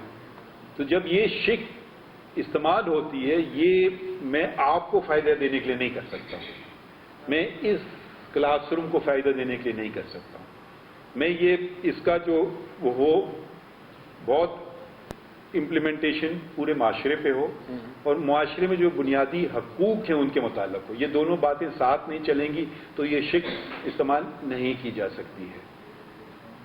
اب اور اس میں بھی ذرا آپ کو سوچنا چاہیے، کیونکہ یہ ہر قانون میں ایک اپیل، کم از کم ایک اپیل کا حق ہے، چاہے وہ فوجداری ہو یا وہ دیوانی ہو۔ کوئی ایسا قانون پاکستان کا نہیں ہے، بلکہ میرے خیال میں شاید دنیا میں بھی نہیں ہے، جہاں کہ اپیل کا آپ کو حق نہ دیا گیا، سوائے 184(3) کے فیصلے کے خلاف آئینی اپیل، قانونی اپیل کا حق نہیں ہے۔ تو جب یہ شک استعمال میں لائی جائے تو بہت ہی پھونک کے پیر رکھنے چاہیے، ٹھیک ہے، کیونکہ میں ایسی بات نہ کر بیٹھوں کہ آپ کا تو میں نے فائدہ کر دیا مگر ان لوگوں کا میں نے نقصان کر دیا، یا اس کے برعکس، تو اور اس کے دورپا نتائج، ٹھیک ہے، اپیل کا حق نہیں ہے۔ اچھا، تیسری بات، اب میں آپ نے مجھے دعوت دی ہے جج آف دا سپریم کورٹ، میرے پاس جب کیس آتا ہے تو وہ کبھی تو 3 عدالتوں سے کبھی 4 عدالتوں سے پہنچتے یہاں آتا ہے، تو وہ اس میں جو اصلی قانونی آئینی بات ہے اس کا ایسنس آتا ہے میرے پاس، ٹھیک ہے، یہ نہیں کہ میری رائے یہ تو وہ ہو جائے گا، یہ ہو جائے گا، نہیں، پہلی عدالت سول جج یا کرمنل کورٹ ہے، پھر اس کے بعد اپیلیٹ کورٹ ہے، پھر ریویژنل کورٹ ہے، پھر ہائی کورٹ ہے، پھر سپریم کورٹ ہے، تو بہت ساری آپ کو آراء آپ کے سامنے آتی ہیں، سول جج نے یہ کیا، ڈسٹرکٹ جج نے اس کو برعکس کر دیا، ہائی کورٹ نے پھر اس کو الٹ کر دیا یا تیسری کوئی رائے دے دی، تو جب تک آپ کے پاس آئے گی چیز تو آپ پھر بہت ذرا پیچھے بیٹھ کر کے آرام سے ٹھنڈے دل سے، کیونکہ اب آپ کے سامنے کوئی وہ نہیں ہے، لیٹیگنٹ نہیں ہے، آپ دیکھیں گے ہاں یہ بات اس میں وزن ہے، اس میں وزن ہے، یا اس میں وزن نہیں ہے، تو ایک طریقے سے آپ چلیں گے آگے۔ تو عام طور پہ کیسز ایسے آتے ہیں۔ اب 184 میں 3 کے تحت میں بن گیا ٹرائل کورٹ، تو میں شہادت دے بھی رہا ہوں اور اس کا جواب بھی دے رہا ہوں، اور انکوزیٹوریل پاورز بھی یوز کر رہا ہوں، اور یہ جو لفظ ہے انکوزیٹوریل، یہ بھی ایک اچھا لفظ نہیں ہے، مگر چلیں استعمال آپ کرنا چاہیں تو بہت محتاط ہونا چاہیے۔ اب میں یہ نہیں کہہ رہا ہوں کہ میرا فیصلہ صحیح ہے غلط ہے، یہ آپ لوگ کہیں گے یا تاریخ کہے گی، ٹھیک ہے۔ اس معاملے میں بھی سر، یعنی سو موٹو کا آپ نے ذکر کیا، تو ہمیں یعنی ایک 5 ممبر بینچ کی ججمنٹ پہلے سے موجود ہے کہ یہ چیف جسٹس وہ ماسٹر آف دا رولز ہے، تو اس وجہ سے سو موٹو کے لیے بینچ کی تشکیل کا اختیار بھی انہی کے پاس ہے، اور کب سو موٹو لینا چاہیے کب نہیں لینا چاہیے، چیف جسٹس کو لینا چاہیے۔ آپ کی رائے یہ ہے کہ نہیں، یہ سپریم کورٹ کا اختیار ہے، اس کے لیے سپریم کورٹ جو چیف جسٹس اور تمام ججز پر مشتمل ہے وہ قواعد وضع کرے، شاید کوئی تیسری رائے بھی پائی جاتی ہو، تو اس میں اس کو یعنی اس سے کس طرح نکلا جائے؟ میں آپ کو مختلف رائے بتا دیتا ہوں۔ میری رائے یہ ہے، میری رائے، میں اب یہ نہیں کہہ رہا ہوں کہ جو میرے حساب سے تو صحیح یہ رائے ہے، نہیں تو میں نہیں رکھتا یہ رائے، کہ جی جب عدالت بیٹھتی ہے اس کو آپ سپریم کورٹ کہتے ہیں، اور 184(3) شروع ہوتا ہے سپریم کورٹ، جی اس میں یہ نہیں لکھا ہے سینئر پیونی جج چیف جسٹس، ٹھیک ہے؟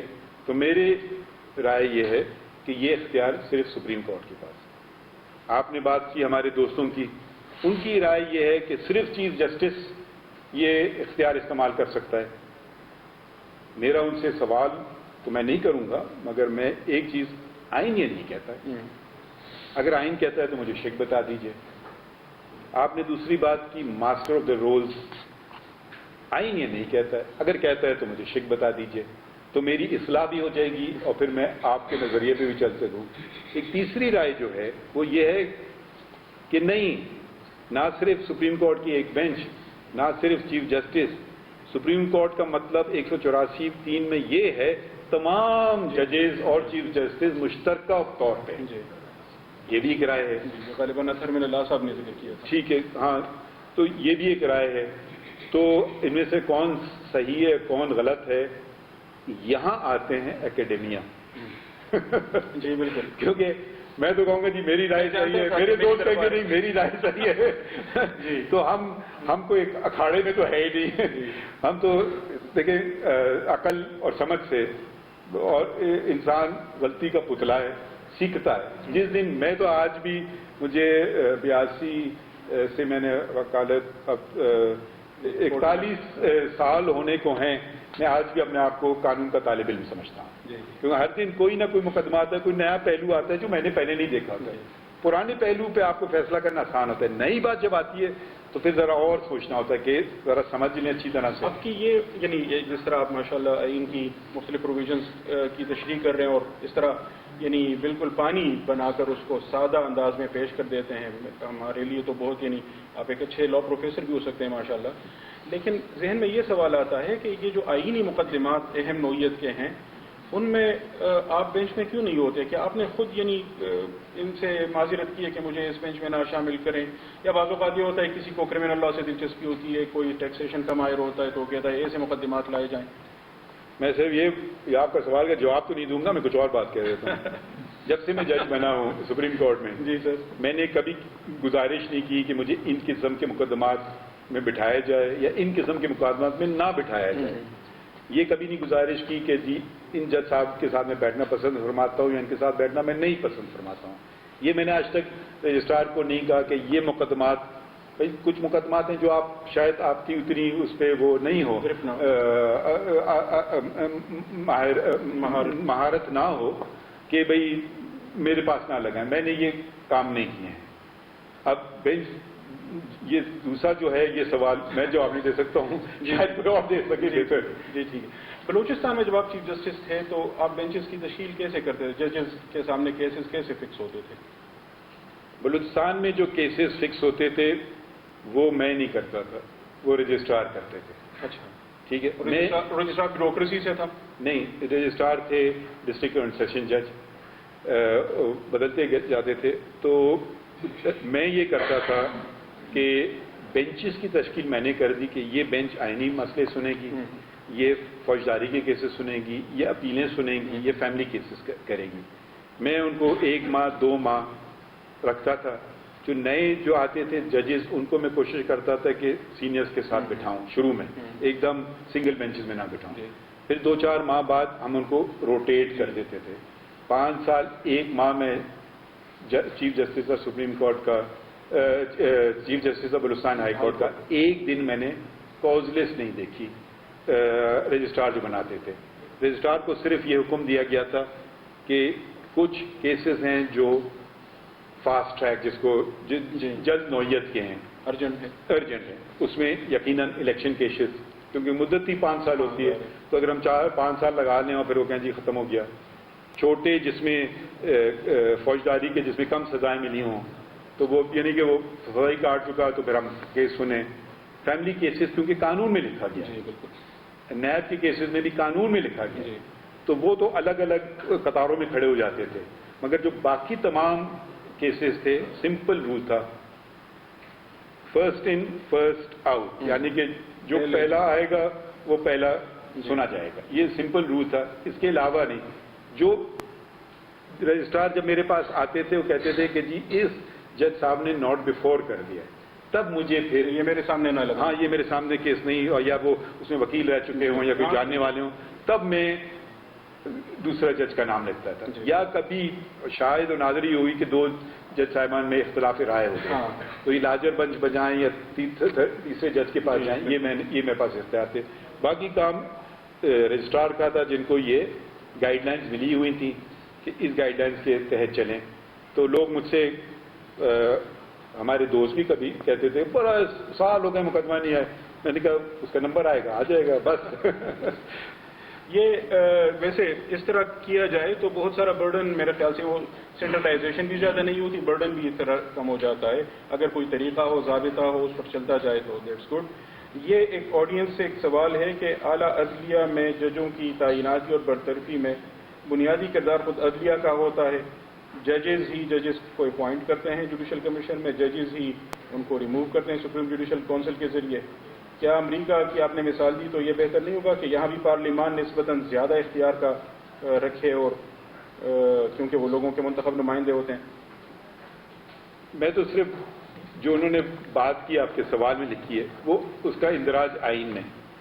اگر کل آئین بدل گیا تو اس طریقے سے ہوگا. پہلے سسٹم یہ نہیں تھا، پہلے چیف جسٹس نام بھیجتے تھے، وہ 4 لوگ انوالو ہوتے تھے اس میں. چیف جسٹس صوبے کا، اگر صوبے کا چیف وہ ہے گورنر، پریزیڈنٹ، پرائم منسٹر اور چیف جسٹس پاکستان. ٹھیک ہے، آئین بنانے والوں نے اس کو چینج کر دیا.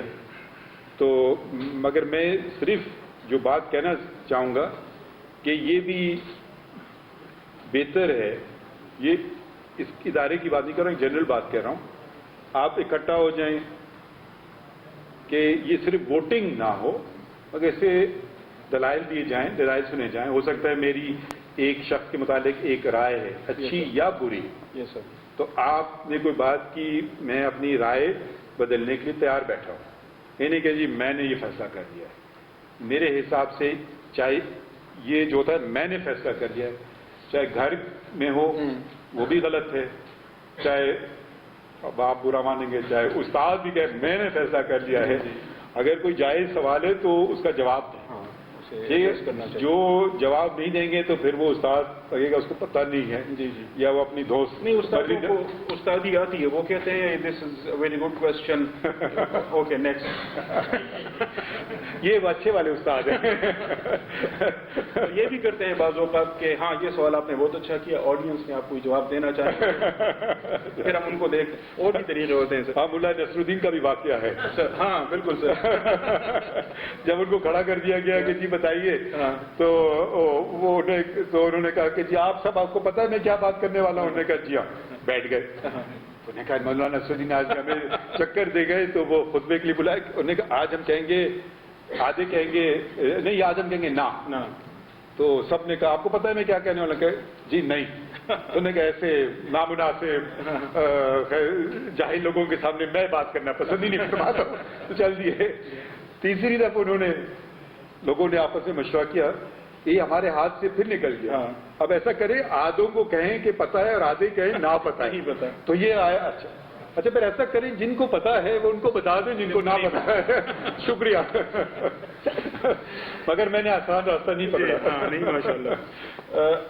یہ کچھ اور بھی سوالات ویسے یہ تو ہیں الیکشنز کے حوالے سے بھی ہیں کہ آپ نے چونکہ قومی وحدت اور وفاقیت کی بات کی ہے، تو پاکستان ایک آئینی بحران سے گزر رہا ہے. 2 ڈیزالو ہو چکی ہیں. کچھ لوگوں کا یہ کہنا ہے کہ اگر پہلے انتخابات ہو جائیں تو پھر قومی اسمبلی کے انتخابات کے لیے وہ نگران سیٹ اپ نہیں ہوگا، غیر جانبدار. اور اس طرح ان صوبوں میں تو مستقل پھر وہ انتخابات پہلے ہوتے رہیں گے. تو کیا اس طرح یہ وفاق کے لیے نقصان دہ ہوگا؟ دیکھیے، آپ نے جو باتیں، جو آپ نے مشکلات کہوں یا آپ نے، اور اسی طرح آڈینس سے بھی ایک ایک سوال اس سے متعلق ہے کہ کیا اس کی کوئی ضمانت ہے کہ منتخب ہونے کے بعد وہ پھر اسمبلیاں نہیں توڑ دیں گے؟ چلیں، اب یہ جو بات آئی ہے سامنے، میرے خیال میں پاکستان کی تاریخ میں شاید پہلی دفعہ آئی ہے. ٹھیک ہے، میں تو اس پہ اپنی کوئی رائے نہیں دوں گا.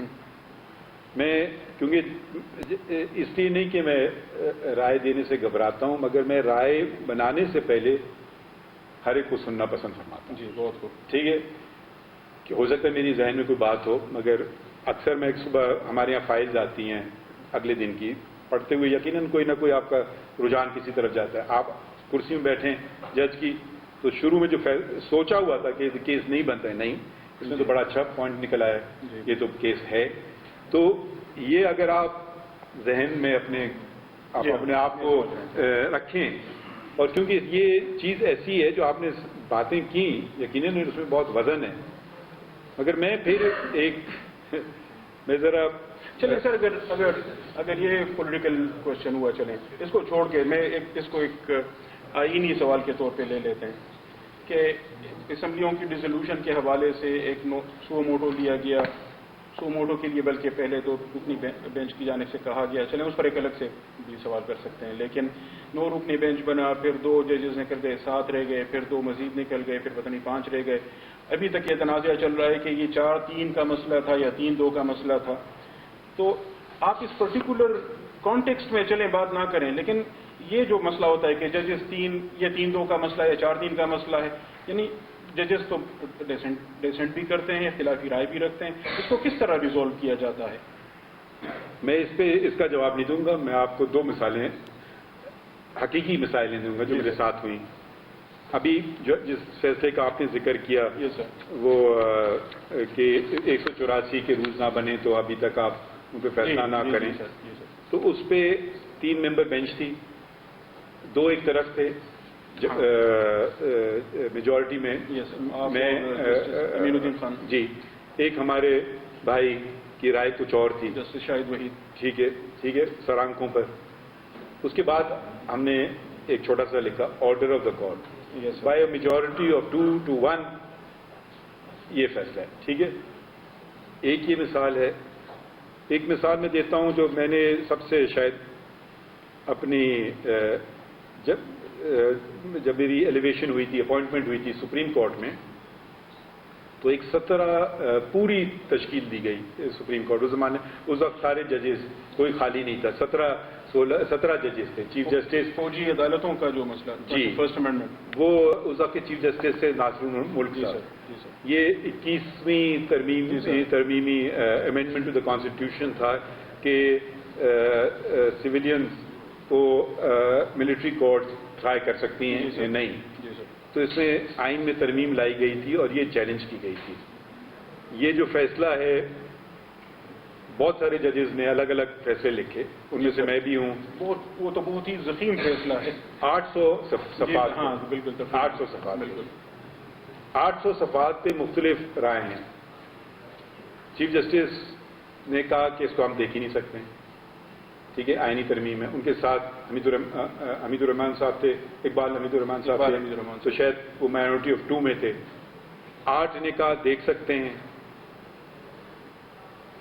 8 کی میجورٹی نے کہا کہ دیکھ بھی سکتے ہیں اور یہ صحیح ہے. جی بالکل. میں نے کہا کہ دیکھ سکتے ہیں مگر یہ صحیح نہیں ہے. جی بالکل. 8 نے کہا کہ basic structure of the constitution دیکھا جائے. بالکل. 5 نے، جس میں میں تھا، میں نے کہا نہیں، جو ایک چیز جو 47 سے چلی آ رہی ہے وہ قرارداد مقاصد ہے، جو پریامبل ٹو دا کانسٹیٹیوشن یا آبجیکٹو ریزولوشن ہے، اس کو دیکھا جائے. تو اس میں بہت ساری مختلف رائے تھی، مگر آخر میں ایک جملے میں ناصر ملک صاحب نے تمام چیزیں لکھی. بالکل آخری صفحے پر، وہ میرے خیال میں 5 سطحوں پہ یا ایک جملہ ہے. جی بالکل. By majority of so and so to so and so یہ ہوا، by majority of so and so to so and so یہ ہوا، by majority so and so یہ ہوا. جی بالکل. اب ایک صفحے پہ 17 نے دستخط کیے. جی بالکل. میں سیکنڈ جونیئر موسٹ جج تھا، تو ہم سب نے ایک صفحے پہ دستخط کیے. تو اس میں اگر آپ کو میں کو پڑھیں 800 پیجز، آپ نے یہ فیصلہ کیا ہے، آپ شاید ایک فیصلہ اٹھا لیں، باقی یہ فیصلہ ہے، کوئی دوسرے یہ اٹھا لیں، یہ فیصلہ ہے، تیسرا کوئی اٹھا لیں، چوتھے صاحب سارے بھی پڑھ لیں اور پھر بھی شاید ان کے ذہن میں کلیئرٹی نہیں ہو، کنفیوژن ہو. تو وہ ایک صفحہ پہ بات آ گئی صاف ستھری کہ یہ فیصلہ ہے. یہ آرڈر آف دا کورٹ کا آپ نے ذکر کیا، یہ آرڈر آف دا کورٹ کون، یعنی کس کی ذمہ داری ہوتی ہے لکھنا، جو بینچ کو لیڈ کرتا ہے یا چیف جسٹس؟ اب میں آپ کو 2 باتیں جب میرے ساتھ ہوئی ہیں، تو ایک تو اس وقت کے چیف جسٹس نے لکھا تھا، ناصر الملک صاحب نے، اور ہم سب نے دستخط کیا تھا. اور ابھی کیونکہ میں سینئر تھا جو میں نے اس کیس کا ذکر کر رہا ہوں، میں نے آرڈر ٹو کورٹ لکھا، تینوں جج صاحبان نے اس پہ سائن کیے. کم از کم یہ آپ کو پھر اب اس میں کہ آرڈر کیا ہوا، اب آپ ہو سکتا ہے آپ یہ کہیں کہ نہیں میری رائے غلط تھی اور مائنورٹی رائے صحیح تھی، یہ آپ کی رائے ہے، ٹھیک ہے، مگر فیصلہ رائے میں، فیصلہ اور رائے میں فرق ہوتا ہے. میری رائے کیا ہے اور عدالت کا فیصلہ کیا ہے. جی سر، یہ اسمبلیوں کی بحالی کے متعلق اور بھی بہت سارے کوشچنس ہیں، سوری اسمبلیوں کی تحلیل کے بارے میں. بحالی کا بھی ویسے کوئی ہائپوتھیٹیکل کوشچن تو ہو سکتا ہے، لیکن یہ ایک سوال پیدا ہوتا ہے کہ کئی لوگوں نے اٹھایا ہے، ٹاک شوز میں بھی ڈسکس ہوتا رہا ہے. یہ آپ خود تو نہیں بنا رہے سوال؟ نہیں سر، یہ لکھے ہوئے ہیں. مجھے یہ سارے مشکل سوال ہی ہے. آپ اگر آپ لوگ کو کوئی اعتراض ہے تو بتا دیجیے. کہیں نہ کہا جی آڈینس سے ملے، مطلب مشکل سوال خود لکھ کر آئے آپ. جو کوشچنز ادھر سے آ رہے ہیں وہ میں ادھر سے لے رہا ہوں، جو ادھر سے آ رہے ہیں وہ اچھا واقعی، اور کچھ آپ کی باتوں میں سے نکل. تو آپ بتا بھی دیا کریں کس نے سوال کیا ہے.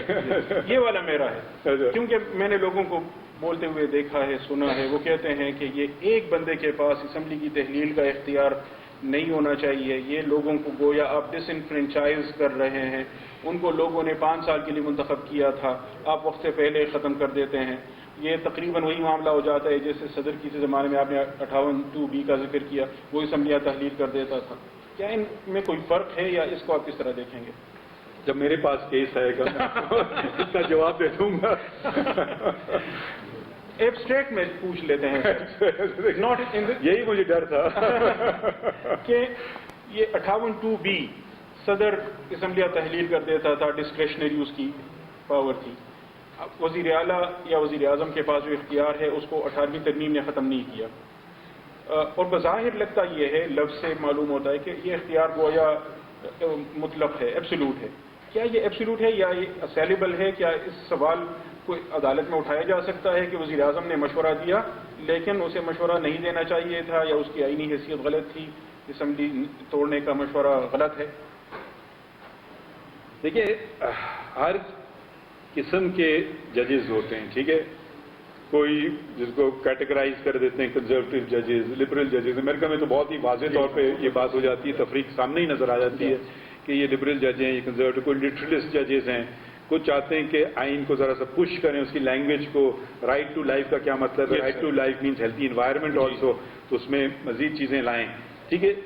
اب کچھ چیزوں میں ذرا ٹریڈیشنلسٹ کنزرویٹو ہوں.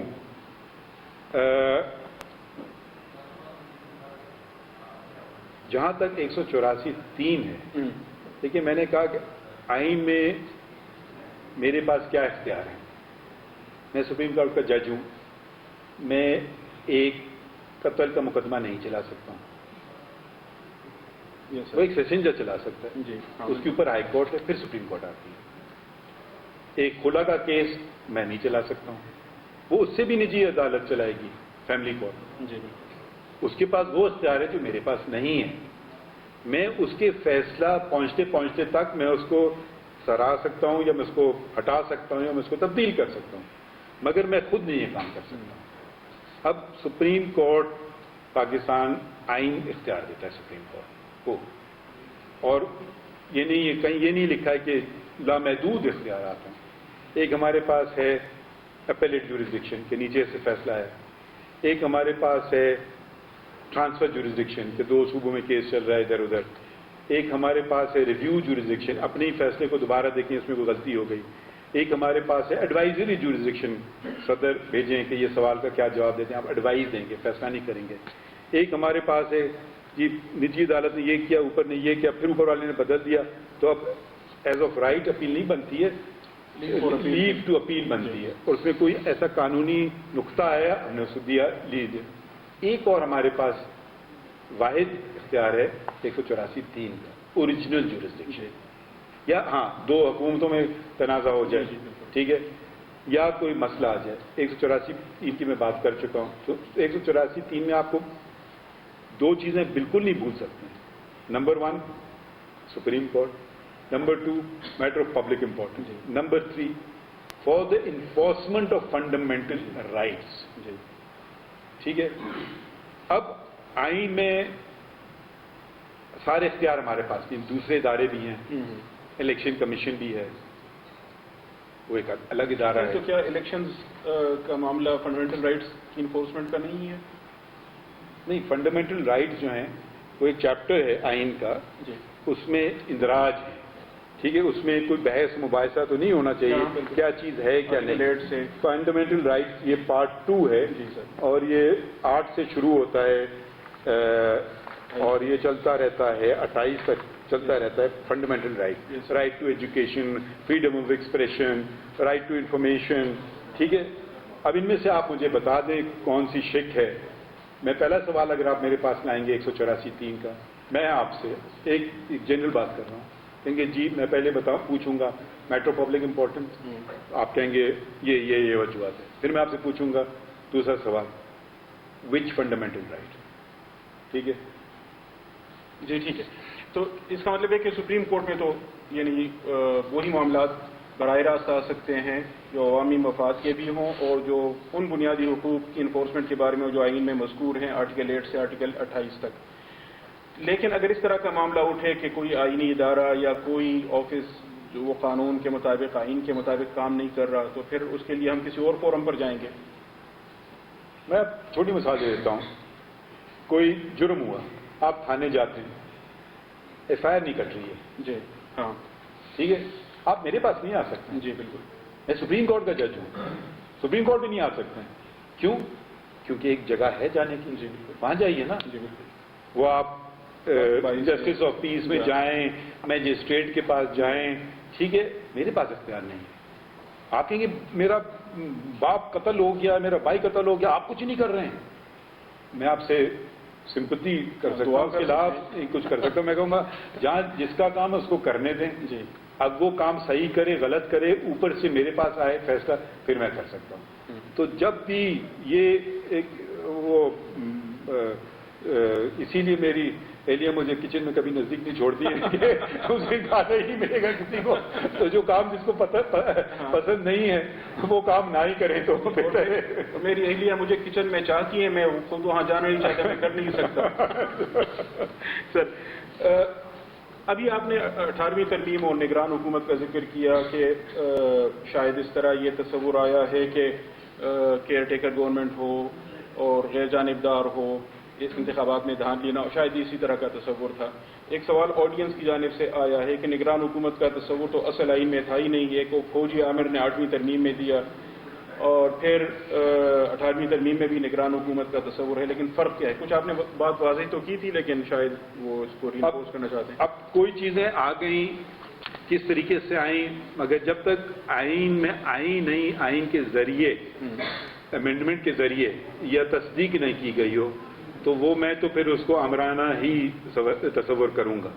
جو چیز آ گئی اب کسی کا کوئی خیال ہو، مگر جو کیٹیگری کا جو کانسیپٹ آیا 18 امینڈمنٹ آیا. ٹھیک ہے، اب فار انسٹنس ایک اور ایگزامپل دے دوں، فیڈرل شریعت کورٹ تو آئین میں نہیں تھی نا، وہ بھی تو کہیں اور سے آئی نا، مگر پھر اس کو تحفظ ملا، آئینی تحفظ ملا. جی سر. تو جب تک اس کو آئینی تحفظ نہ ملے تو وہ جیسے پھر آپ کو یاد اگر اسلام آباد ہائی کورٹ بنی تھی. جی بالکل. ہاں بالکل. ٹھیک ہے، قانون کے ذریعے. جی بالکل. پرویز مشرف کا زمانہ تھا، مگر کیونکہ آئین میں نہیں اسلام آباد ہائی کورٹ کا تذکرہ نہیں تھا، اس لیے اس کو جانا پڑا. جی. پھر وہی بن گئی اسلام آباد ہائی کورٹ مگر قانونی طریقے سے. تو دیکھیے یہ آپ کے اچھا کیا فرق پڑتا ہے، کام تو صحیح ہے جیسے بھی ہو. تو نہیں جی، بہت فرق پڑتا ہے کس طریقے سے کام ہو. جی سر. شاید اسی سے متعلق ایک اور بھی سوال ہے، یہ بھی آڈینس سے ہے سر، میں نے نہیں لکھا، کہ اگر سب صوبوں میں انتخابات ایک ساتھ کرنے ضروری ہیں تو کیا اس طرح وہ آئینی شقیں پیمانی نہیں ہو جائیں گی جو وزیر اعلیٰ یا وزیر اعظم کو قبل از وقت اسمبلی کی تحلیل کا اختیار دیتے ہیں؟ جب میرے پاس ایسا کوئی کیس آئے گا، ٹھیک ہے، تو پھر یہ آپ جس نے سوال کیا وہ اس سے بہتر دلائل دینا چاہیں گے تو ان کو سن لیا جائے گا. جی ٹھیک ہے سر. اچھا، ایک سوال سر لوگوں کے ذہن میں بھی ہے انتخابات اور کیونکہ آپ آئین کو قومی وحدت کی علامت کے طور پر بھی پیش کر رہے ہیں، وفاق کی بھی آپ نے بات کی. سوال یہ پیدا ہوتا ہے کہ اگر سپریم کورٹ آف پاکستان ایک صوبے میں انتخابات کے لیے اخراجات فیڈرل کنسالیڈیٹڈ فنڈ سے دینے کے لیے اسٹیٹ بینک کو ڈائریکٹ کرے تو کیا دوسرے صوبوں کو اس سے فرق نہیں پڑے گا کہ یعنی اور اس طرح کوئی تلخیاں نہیں پیدا ہوں گی؟ کیسی تلخیاں؟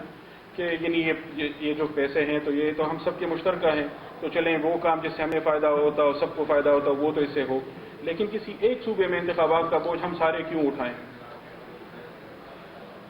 یہ آپ کا سوال اچھا ہے، جواب پہلے والا جو جواب تھا وہی آپ اس کا بھی جواب سمجھیں، مگر اس کتاب میں سب سے پہلی بات کیا کہی ہے، شق نمبر 1 کیا کہتی ہے؟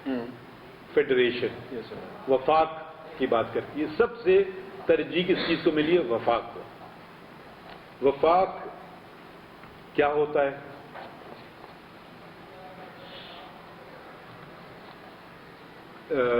اب آپ نے ذرا سا مجھے مشکل سوال کر دیا. ولیم بلیک سٹون جس کی ذکر کیا جاتا ہے، commentary on the laws of England, جس کو بہت ہی ہر جج اور اس پہ تبصرے بھی ہوئے ہیں اور اس پہ ریفرنسز بھی ہوئے ہیں. انہوں نے کہا وفاق وہ ہوتا ہے جس میں آپ کی کامن انٹرسٹ اور کامن کنسرنز ہوں، وہ معاملات وفاق کے ہوتے ہیں. اب کامن مشترکہ مفادات اور مشترکہ دوسرا کیا ہوگا، کنسرن، مسائل کہہ لیں. اب جیسے 4 صوبے ہیں، ایک وہ ہے اسلام آباد کیپٹل ٹیریٹری، ٹھیک ہے. اب ہمیں فوج چاہیے اپنی دفاع کے لیے، پنجاب کو بھی چاہیے، بلوچستان کو بھی چاہیے، سندھ کو بھی چاہیے، اسلام آباد کو بھی چاہیے، خیبر پختونخوا کو بھی چاہیے. تو یہ مشترکہ مفاد ہوئی. اب آپ کہیں گے یار سب لوگوں نے پیسے دیے، اس کے لیے ٹیکس پیئر نے دیے، ٹھیک ہے. اچھا جی، ہمیں برآمدات ہوتی ہیں، پورٹ تو پنجاب میں تو پورٹ نہیں، کراچی میں پورٹ ہے، بلوچستان میں پورٹ ہے، خیبر پختونخوا میں پورٹ نہیں ہے. تو یہ فیڈریشن نے لیا کہ ہم ٹیکسز کلیکٹ کریں گے، پھر ان کو ڈسٹریبیوٹ کریں گے، یا کیا چیز آ سکتی ہے پاکستان میں اور کیا چیز جا سکتی ہے پاکستان میں. تو بھی ایک مشترکہ بات ہو گئی، کنسرن ہو گئے. تو آپ کو ہمیشہ جی، پھر میں جاؤں گا 1971 میں، ایک دن اچانک ہمارے ہی لوگ، ہمارے ہی میجورٹی مسلم پاپولیشن نے ایک دن نہیں کہا الوداع، میں یوں نہیں کیا. ان کی وجوہات پیچھے کو ٹھیک ہے، بہت تاریخ سے میں نے بہت سرسری طور پہ بیان کی. تو جب یہ چھوٹے چھوٹے بیج بوئے جاتے ہیں، پھر وہ کہیں گے ہمارا کیا فائدہ وفاق میں رہنے کا، ٹھیک ہے، ہم کیوں نہ بہتر چلیں گے. تو یہ جو چیزیں ہیں نا، ہم وفاق کو بھول چکے ہیں. وفاق کو ہمیں قائم رکھنا چاہیے. وفاق کو جو 18ویں ترمیم ہے اس کو سب کو پڑھنا چاہیے. جس طریقے سے وہ آئی، اس نے وفاق کو مضبوط بھی کیا ایک طرح سے، اور اپنے جو زیادہ اختیارات تھے انہوں نے نیچے بھی دے دیے. یہ بڑا پن کا ظاہر کرتا ہے جب آپ اختیارات، سب بڑا آدمی یہ نہیں ہوتا جو اپنے اختیارات کھینچ کے کر لے. یہ پارلیمان کا بڑا پن تھا. نیشنل اسمبلی نے اپنے اختیارات صوبوں کو دے دیے، منتقل کر دیے. ایک طرح سے تو آپ کہیں آپ نے اس سے کچھ زیادہ بڑی بیوقوفی کہ آپ نے اپنے اختیار صوبوں کو کیوں دے دیا، آپ اپنے پاس رکھتے، آپ جو قانون سازی کرتے. تو انہوں نے بہتر سمجھا کہ نہیں، ان کو وہ پھر ایک لارجر پکچر انہوں نے دیکھی کہ اس کا فائدہ کیا ہے. سوری، اصل میں سوالات بہت سارے ہیں، ٹائم بھی بہت لیا ہے، آپ بھی ظاہر تھک گئے ہوں گے، لیکن کچھ سوالات بہت اہم ہیں سر. اسی سے متعلق ویسے یہ 3 سوالات آئے ہیں کہ کیا سپریم کورٹ کے پاس اختیار ہے بھی 21 ارب روپے کی ادائیگی کا حکم جاری کرنے کا، اور کیا جج صاحبان ماہرین معیشت کا کردار ادا کر سکتے ہیں. بلکہ ایک نے یہ بھی لکھا ہے، یہ فگرز مجھے بہت پسند آئے، کہ اقوام متحدہ کے ذیلی ادارے UNOCH، United Nations office for the coordinating humanitarian affairs, کے اعداد و شمار کے مطابق ایک معمولی نوعیت کا مکان جس میں صرف بنیادی ضروریات پوری ہوں پاکستان میں تقریباً 1,70,000 روپے میں بنتا ہے. ویسے اب شاید اس سے بھی زیادہ میں بنتا ہو، لیکن 21 ارب روپے سے 1,24,000 مکان بن سکتے ہیں. اسی طرح ورلڈ وائلڈ لائف فنڈ کا تخمینہ مانے تو 21 ارب روپوں میں 50 کروڑ سے زائد درخت لگائے جا سکتے ہیں. تو یہ پیسے ہم کیوں ضائع کریں، شاید یہ پوچھنا چاہتے ہیں. جب میرے پاس ایسا کیس آئے گا پھر یہ آپ کے دلائل سنیں گے، میں اس پہ کوئی اوپینین نہیں دوں گا. لیکن اس سے متعلق یہ سوال ہے، یہ میرے دوست ویسے بڑی مدد کر رہے ہیں کہ ترتیب انہوں نے بہت صحیح رکھی ہے. کہ کیا آئین کی روح سے یہ ضروری نہیں ہے کہ اسمبلیوں کی تحلیل کے بعد 90 دن کے اندر انتخابات ہو؟ پھر وہی آپ نے سوال کر دیا جو میرے سامنے نہیں ہے. اب میں نے آئین میں مختلف حصے ہیں. Yes, sir. ایک فنڈامنٹل رائٹس کا ہے, ایک وہ خیال میں الیکشن کمیشن کا ہے, پارٹ 8واں حصہ ہے. ٹھیک ہے. یس سر. اچھا میں آپ کو یہ اس کا جواب نہیں دیتا ہوں, دوسری بات کر دیتا ہوں. جی سر. جی سر. چیف جسٹس تھے جسٹس جواد خواجہ صاحب. یس سر. میں تھا اور ہم 3 کی بینچ تھی. ٹھیک ہے. میں ان کے لیفٹ پہ بیٹھا تھا, مطلب جونیئر تھا, سینئر رائٹ پہ بیٹھتے ہیں. وہ آیا, کوئی بات ہوئی, میں نے کہا یہ میں کام نہیں کروں گا. کہتے کیا مطلب؟ میں نے کہا یہ تو الیکشن کمیشن کا کام ہے. اچھا. تو کیا مطلب تمہارا؟ وہ ذرا آواز ہوئی. ہاں, انہوں نے پھر بعد میں کہا ہاں بات تو تمہاری صحیح ہے. تو دیکھیے اب ایک دوسرے سے ہم سیکھتے ہیں روزانہ. بالکل. اور آپ کے آج شاید سوالوں سے مجھے شاید کچھ سیکھنے کو ملا. چلیں اس ایشو کو ذرا ہم ایک اور اینگل سے لے لیتے ہیں کہ آپ نے بھی تو ایک آرڈر تو کیا تھا لوکل گورنمنٹس کے بارے میں اور کہ ان کے انتخابات کرائے جائیں, تو اس میں اور اس میں کس طرح آپ ڈسٹنگوش کریں گے؟ اچھا ہاں, اچھا ذرا سا یہ لمبا اچھا یہ آپ نے مشکل بات پوچھی ہے. ایک آئین میں 18ویں ترمیم میں 2 بہت اور اہم باتیں ہوئی تھیں. لوکل گورنمنٹس پہلے ہوتی تھی قانون کے ذریعے, ان کی تشکیل ہوتی تھی اور ان کو قانون کے ذریعے ہی سنبھالا اور نمٹایا جاتا تھا. 18ویں ترمیم نے ان کو ان کا درجہ بلند کر دیا. 140A شاید ہے آئین کی شک کہ لوکل گورنمنٹ کا تذکرہ, انہوں نے کہا national assembly, provincial assembly and local government, 3 ہو گئے. پہلے 2 آپ کے پاس اور میرے پاس بھی شہری کا اختیار ہوتا تھا کہ یہ 2 جگہ ووٹ ڈالیں, اب 3 جگہ آئین نے محفوظ کر دیا. اور الیکشن کمیشن آف پاکستان کے حدود بھی بڑھا دیے. اس میں انہوں نے میرے خیال میں 219 میں شک میں ترمیم آئی کہ یہ وہ کام بھی کریں گے. اب کیا ہوا, یہ جو آپ جس کا ذکر کر رہے ہیں, پنجاب میں جو لوکل الیکشن جو ہو رہے تھے وہ ان کو پنجاب لوکل گورنمنٹ ایکٹ 2019 نے ان کی مدت ختم کر دی اور ان کو ڈیزالو کر دیا. ایک قانون بنا پنجاب کا. ٹھیک ہے. میں نے اس بات کا نوٹس کیا, الیکشن کمیشن آف پاکستان نے جواب یہ دیا کہ جی ہم تو ابھی الیکشن کرانے تیار بیٹھے جا رہے ہیں.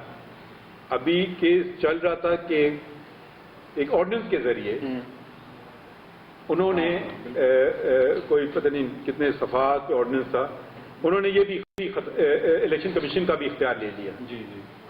تو یہ ایک مطلب مثال بالکل فرق ہے, کیونکہ یہ ایک اس کی مدت پوری نہیں ہوئی تھی, ان کو ختم کیا گیا تھا قانون کے ذریعے. پھر یہ گیا ایک اور بینچ نے فیصلہ کیا, میں اس میں نہیں تھا, کہ یہ جو قانون ہے یہ غیر آئینی ہے کیونکہ یہ بنیادی حقوق ہے. یہ لوکل گورنمنٹ یہ آئینی مسئلہ نہیں, یہ لوکل گورنمنٹ کو مقامی حکومتیں, ہاں یہ آئین میں کیونکہ اب ان کا اندراج ہو گیا ہے یہ لازمی ہے, اور ان کی مدت پوری نہیں ہوئی. ان کو بحال کیا گیا. ہاں ان کو واپس بحال کیا گیا. ٹھیک ہے, بالکل سمجھ میں آ گیا سر. یہ ایک سوال ہے کہ کیا مقننہ جو پاکستان کے بنیادی اکائیوں میں دی گئی آرٹیکل 1 میں یعنی صوبوں کا ذکر ہے کہ کیا ان کے حدود کو وہ تبدیل کر سکتی ہے؟ کیا پنجاب, سندھ اور خیبر پختونخوا مل کر 2/3 اکثریت سے بلوچستان کو اپنے درمیان ضم کر سکتے ہیں؟ یہ مفروضوں پہ جو سوال ہیں اور ایسے سوال جو شاید کسی وقت میرے سامنے آئیں تو میں ان کا جواب دینا پسند نہیں فرماؤں گا. لیکن اس کے ساتھ ایک اور بھی سوال ہے کہ کیا اقتدار اعلیٰ اگر اللہ کے پاس کوئی قانون اسلام کے خلاف نہیں ہوگا تو وفاقی شرعی عدالت کے فیصلے اتنے عرصے سے سپریم کورٹ میں پینڈنگ پڑے رہتے ہیں اور شریعت اپیلیٹ بینچ نہیں ان کو سنتی. اس کو یا آپ بلائیے گا شریعت کورٹ کے ججز سے, ان سے سوال پوچھ لیجیے گا. اب میں نے آپ کو پہلے بھی کہا نا, میں ایک دوسرے آئینی ادارے میں مداخلت نہیں کروں گا. یہ اگر سوال بنتا ہے تو یہ آپ ان کو بلا کر پوچھ لیکن لیجیے گا. اصولی پوزیشن تو ہو سکتی ہے کہ جو مقدمات جس ترتیب سے آ رہے ہوں تو اسی ترتیب سے نکلیں. میں اپنے بات کرنا چاہوں گا, دوسروں میں انگلی نہیں اٹھاؤں گا. چلیں آپ ہی کی طرف واپس آتے ہیں اور بس اب پروگرام کو کنکلوڈ بھی کرنا ہے سر, لیکن 2-3 سوال بہت اہم لوگوں نے اٹھائے ہوئے ہیں کہ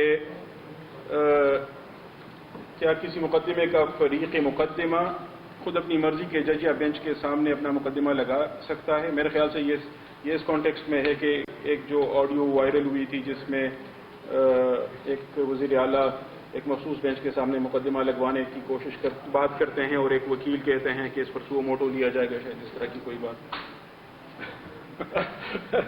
نو کمنٹ. جی سر, چلیں ایک اور سو موٹو سے ریلیٹڈ اور وہ چونکہ اسی سے بھی متعلق ایک اور طریقے سے اس معاملے کو لے سکتے ہیں کہ یہ جو الیکشنز کا معاملہ تھا, 2 رکنی بینچ کوئی اور کیس سن رہا تھا اور اس میں انہوں نے سو موٹو لیتے ہوئے چیف الیکشن کمشنر کو بلایا اور پھر اس کے بعد چیف جسٹس کو کہا کہ الیکشنز کے معاملے کو آپ اس کا نوٹس لیں. تو اس پر آپ کیا کہیں گے؟ یہ جج صاحبان جو تھے آپ ان کو بلا لیجیے, آپ ان سے سوال پوچھ لیجیے گا. میں کچھ نہیں کہوں گا. ویسے میرے لیے بڑی حیرت کی بات اس وجہ سے یہ ہے کہ جسٹس اعجاز الاحسن صاحب جو بہت ہی محترم جج ہیں سپریم کورٹ کے, لیکن وہ اس بینچ کا بھی حصہ تھے جس میں انہوں نے یہ کہا تھا کہ chief justice master of the rules ہیں اور سو موٹو ان کے بجائے کسی کو نہیں لینا چاہیے, اور اب وہ خود اس معاملے میں سو موٹو لے کر چیف الیکشن کمشنر کو بلا رہے ہیں. تو کنسسٹنسی کا سوال اٹھتا ہے سر. اچھا اٹھتا ہے. اوکے سر, چلیں مان گئے. ہاں یہ سوال بہت اہم, پتہ نہیں میں کیوں کرنا بھول گیا, لیکن یہ اچھا وہ انہوں نے اٹھایا ہے کہ بعض لوگوں کا کہنا ہے کہ سپریم کورٹ میں ججوں بالخصوص چیف جسٹس اور سینئر پیونی جج کے درمیان انا کی جنگ چل رہی ہے. کیا یہ سچ ہے؟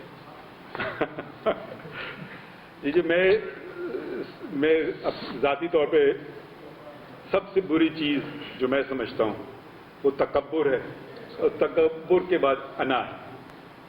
ایک تو ہوتی ہے انا اپنے زندگی اپنی اس سے تعلق. اگر آپ جب آپ کسی عہدے پہ بیٹھے ہیں تو آپ کے پاس انا نہیں ہونا چاہیے. چاہے آپ پروفیسر ہیں, یہ آپ ہو سکتا ہے آپ کا اسٹوڈنٹ آپ سے زیادہ ایک چیز جانتا ہے, آپ کی اگر انا ہو تو آپ اس کو نیچا دکھائیں گے, یہ غلط ہے. میری انا, جس دن میری انا آ گئی تو میں پھر جج نہیں رہوں گا. تو اختلاف صرف اور صرف جو اختلاف ہیں وہ میرے جیسے آپ کو 2 مثالیں تو دے چکے ہیں آلریڈی, اور بھی چیزوں پہ اختلاف ہوتا ہے, ٹھیک ہے, مگر اختلاف اور سے انا کا کوئی تعلق نہیں ہے. اب میں آپ کو ایک اور اگزامپل دے سکتا ہوں. کسی نے خط لکھا کہ یہ وہ نیا ایک امینڈمنٹ آیا آئین میں, article 19A, freedom of information, access to information. ہاں, ایکسیس ٹو انفارمیشن. کیا اس کو ترجمہ اچھا کریں گے؟ یعنی معلومات تک رسائی. معلومات تک رسائی. تو انہوں نے کہا کہ بھائی بتائیے, آپ جج ہیں, آپ کی تنخواہ کیا ہے, آپ کی پراپرٹیز کیا ہیں, آپ کی اہلیہ کی کیا ہے, آپ کی بچوں کی کیا ہے. تو خیر میں نے دے دی. جی, اہلیہ سے تو گزارش کی, انہوں نے بھی کر دی اور انفارمیشن دے دیا, بچوں کا بھی دے دیا. اب کوئی نہ دینا پسند فرمائے یا دینا پسند فرمائے, یہاں تک کہ کسی نے پٹیشن بھی فائل کر دی. تو اب آپ کہیں کہ میں سب سے اگری کروں تو وہ میرے خیال میں پھر میں جج نہیں رہوں گا, کیونکہ اختلاف رائے تو ایک ہمارا, اگر ہم ہمیشہ ولیم بلیک سٹون کی بات کریں گے اور دوسروں کی باتیں کریں گے, مگر ہماری ایک ہسٹری بھی تو ہے نا, اس کو ہم نظر انداز کیوں کرتے ہیں, وہاں سے کیوں نہیں سبق لیتے ہیں. تو اختلاف رائے میں تو امام ہمارے سنی حنفی فقہ کے جو پہلے امام ابو حنیفہ امام مالک, تو کس بات پہ تھی اختلاف آپ کے حکومت وقت سے. پہلے اموی دور تھا, ان کا تختہ الٹا عباسی نے تو منصور بیت زبردستی لوگوں سے کروائی، کچھ لوگوں نے تو خوشی سے دی، کچھ لوگوں سے زبردستی کروائی. تو ان سے کہا گیا کہ بھائی ہاں وہ ان کا ایک فتویٰ انہوں نے جاری کیا تھا کہ بھائی جبرن طلاق نہیں تصور ہوگی. ٹھیک ہے، تو کسی نے ان کو جا کے بتایا خلیفہ کو کہ بھائی یہ دیکھیں اس کا مطلب ہے اگر یہی چیز آپ کے پہ لگائیں تو جبرن جو آپ نے بیعت لیے اس کی کوئی حیثیت نہیں ہے. تو منصور کو بڑا غصہ آیا، اس نے بلایا ان کو، گرفتار کیا، مارا، جیل میں ڈالا. وہ پھر ان کو بہت ہی تشدد ان پہ کیا. ان کی داڑھی تھی وہ داڑھی شیو کروا دی، گدھے کے اوپر بٹھا کر کے چکر دیا شہر میں. اور وہ کیا فرماتے ہیں، کیونکہ اب یقیناً اگر میں شیو کر لوں تو شاید آپ میں سے کوئی مجھے نہ پہچانے. تو انہوں نے کہا جو مجھے جانتا ہے تو وہ مجھے جانتا ہے، اور جو مجھے نہیں جانتا ہے تو جان لے میں مالک ابن انس ہوں، اور میں یہ کہتا ہوں کہ جبرن طلاق کوئی طلاق نہیں ہے. یعنی کہ وہ اس تشدد کے باوجود اپنی رائے پہ قائم رہے. یہ انا نہیں ہے، یہ دیکھیں یہ آپ کہیں اتنی بڑی انا تھی نہیں، خوف، اللہ تعالیٰ کا خوف کہ میں وہ بات کروں یا چپ. اچھا ان سے منصور نے یہ بھی پیغام دلایا، اچھا بھائی کہنا آپ چپ کر دو، یہ بات یہ فتویٰ بات اس کی ذکر ہی نہیں کرو. انہوں نے کہا میں کیسے اس کا ذکر نہ کروں کیونکہ یہ تو حدیث ہے اور یہ اللہ تعالیٰ کا ان کی سمجھ کے متعلق. اور یہی بات آپ دیکھ لیں امام ابو حنیفہ کے زمانے میں. ابو حنیفہ کے ساتھ کیا ہوا، وہ تنقید کرتے تھے ججز کے فیصلوں پر، جیسے آپ تنقید کر رہے ہیں مجھ پر. تو وہ بڑے جج پریشان ہوئے، وہ خلیفہ سے انہوں نے جا کے کہا یہ اس کو بولیں تنقید کرنا بند کرے کیونکہ ہماری معاشرے میں عزت کم ہوتی ہے. تو ان کو پیغام دیا بھائی آپ ذرا تنقید چھوڑ دیں. انہوں نے کہا نہیں میں تو نہیں چھوڑوں گا، یہ تو میرا دینی فرائض میں شامل ہے. اچھا پھر انہوں نے کہا وہ نہیں مانے. پھر وہ خلیفہ کے پاس، پھر وہ شکایت تو رکتا ہی نہیں ہے. پھر وہ گئے خلیفہ کے پاس، آپ ان کو تو سمجھائیں نا کہ ہماری اتھارٹی کو انڈرمائن کرے جا رہے ہیں. تو خلیفہ نے پھر سوچا ہاں اچھا تم بن جاؤ قاضی، تو اب تو تنقید بند ہو جائے گی. انہوں نے کہا کہ میں اس قابل نہیں ہوں. تو انہوں نے کہا کہ جی تم جھوٹ بولتے ہو. تو انہوں نے جواباً کہا کہ آپ جھوٹے کو قاضی بنانا پسند فرمائیں گے، یعنی کہ بننے کے تیار نہیں تھے. پھر ان کو قاضی الخدا کا ایک خاص عہدہ بنایا گیا ان کے لیے. اس سے پہلے یہ عہدہ نہیں تھا کہ بھی تم یہ بن جاؤ. انہوں نے انکار کیا، انہوں نے کوڑے کھائے، انہوں نے پتہ نہیں کیا کیا، انہیں مصیبتیں، جیل گئے ہر طریقے سے. اچھا اب یہ اس زمانے کے جو قاضی تھے ان کا نام تھا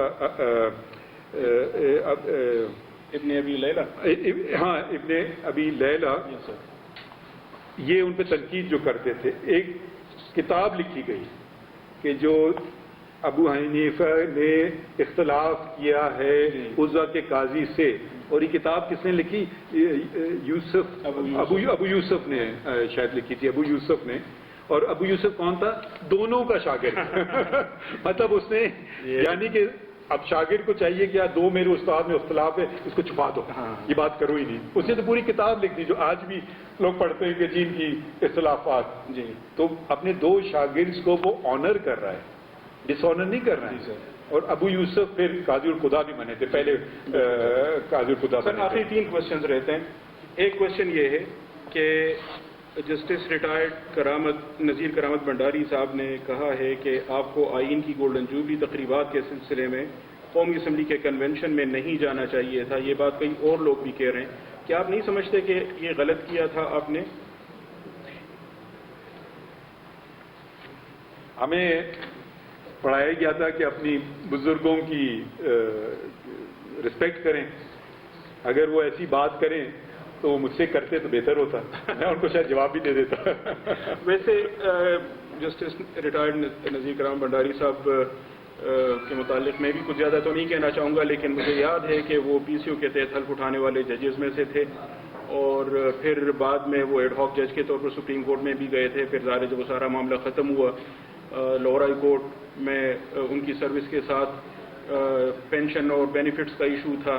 پھر لاہور ہائی کورٹ کے سامنے یہ ایشو اٹھا کہ وہ جو ان کی سروس سپریم کورٹ میں چند مہینوں کی تھی یا جتنے دنوں کی بھی تھی تو اس کو کاؤنٹ کیا جائے یا نہ کیا جائے. تو اس میں پھر فیصلہ عدالت نے یہ دیا سنگل بینچ نے کہ وہ اس میں شامل کیا جائے. حالانکہ اس میں سپریم کورٹ کا ایک انتظامی آرڈر بھی تھا کہ نہیں ہونا چاہیے, لیکن لاہور ہائی کورٹ کے جج صاحب نے فیصلہ دے دیا تھا. اور اس سے مجھے یاد پڑتا ہے 2014 PLD میں یہ کیس ہے کہ کوئی 2% کا ان کو اضافہ ملا تھا پینشن میں, اور اس جج کا نام کیا تھا تو یہ میں اس وقت نہیں لے سکتا کیونکہ مجھے خود بھی توہین عدالت کا خوف لاحق ہو جاتا ہے. تو بہرحال اس سے, لیکن یہاں ایک کلپ ہم دکھانا, بلکہ 2 کلپس دکھانا چاہیں گے. ایک امریکہ میں سپریم کورٹ کے ججز کانگریس کے سامنے آئے ہیں اور اوباما جو اس وقت پریزیڈنٹ تھے وہ ججز کی موجودگی میں سپریم کورٹ کے فیصلے پر تنقید کرتے ہیں اور کن الفاظ میں کرتے ہیں یہ ذرا دیکھنے سے تعلق رکھتی ہے. یہ بات آواز اگر اس کی تھوڑا تیز شروع سے کریں. ہاں شروع سے کریں, شروع سے والیوم اور بڑھا دیں. والیوم اگر With all due deference to separation of powers. Last week, the Supreme Court reversed the century of law that I believe will open the floodgates for special interests, including foreign corporations, ججز بیٹھے to ہوئے ہیں. spend without limit in our life.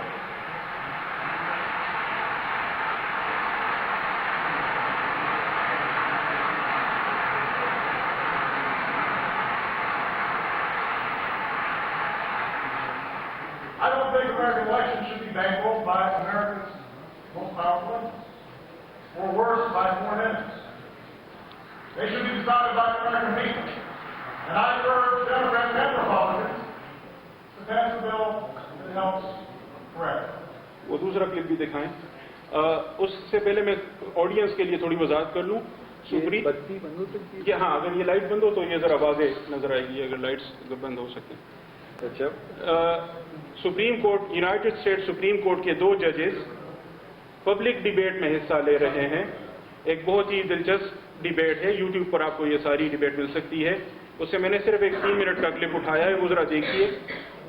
ججز constitution کی interpretation پر اختلاف رکھتے ہیں. دونوں سرونگ ججز ہیں اور ایک اسٹیفن برائر ہیں, ایک اینٹونو اسکیلیا ہیں. اسکیلیا میرے پسندیدہ جج تھے ویسے, لیکن وہ اس ایشو پر اختلاف ہے ان کا کہ یہ جو امریکی کانسٹیٹیوشن میں یہ ہے کہ کروئل اینڈ انیوژل پنشمنٹ نہیں ہونی چاہیے. تو اس سے کیا مراد ہے؟ وہ جو 18ویں صدی میں اس کا مطلب لیا جاتا تھا یا آج کے ویلیوز کو ہم دیکھیں گے. ایک جج کی ایک رائے ہے, دوسری کی دوسری رائے ہے, وہ پبلک میں ڈیبیٹ کر رہے ہیں. یہ دیکھنے کی چیز ہے. یہ جو ابھی یہ جو سوال ہے وہ بھی لکھ کے وہ لے رہے ہیں یا کہ آڈینس کو بھی؟ جی ابھی میں بتاتا ہوں. جی پلیز والیوم دیں. یہ والی یہ اسٹیفن برائر ہے.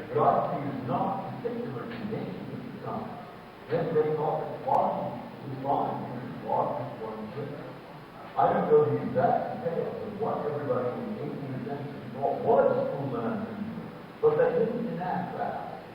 They enacted in the law cruel and unusual punishment, which meant a set of values not specific set of 18th century citizens. So for me the question would be, how do those values that they enacted then apply to our circumstances today? Now, I think most people, everybody, I think you get a pretty broad consensus that you should not execute people who rob to death, or for theft, or for all felony.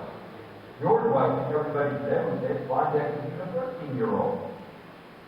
So when we look around the world and look around the United States, and we see there's hardly anybody that executes a child, even when over the first. The question becomes, well, where do we draw the line today? Not where they drew the line in the 18th century. Where do we draw the line today in terms of the values that they enact into that Constitution? And I'll tell you, that becomes a difficult question. Is it 18, 17, 16, 15? I don't think anybody's going to go down to 12. But how to do that and figure it out and try to do it in a way that has an objective appeal. Not just what I object and feel. That's why we often difficult jobs. That's the point of disagree. How you do that in a particular case.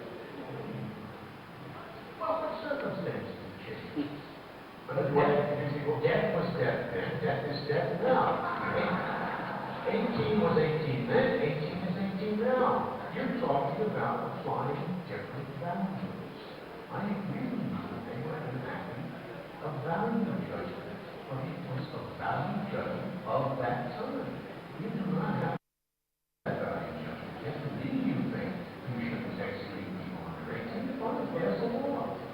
But once you abandon what they meant by cruel and function, and say, oh yeah, even though they didn't think it covered death, we think it does. Mark at sea. And they did then you say, oh John, Steve, I don't know how you do it. I'm just glad that I don't play that game. I don't know why I'm awake at night, you know? All right, let me ask you people for about. Are you going to execute some? I mean, you won't parts. What about CERN? You make the example that like is to occur.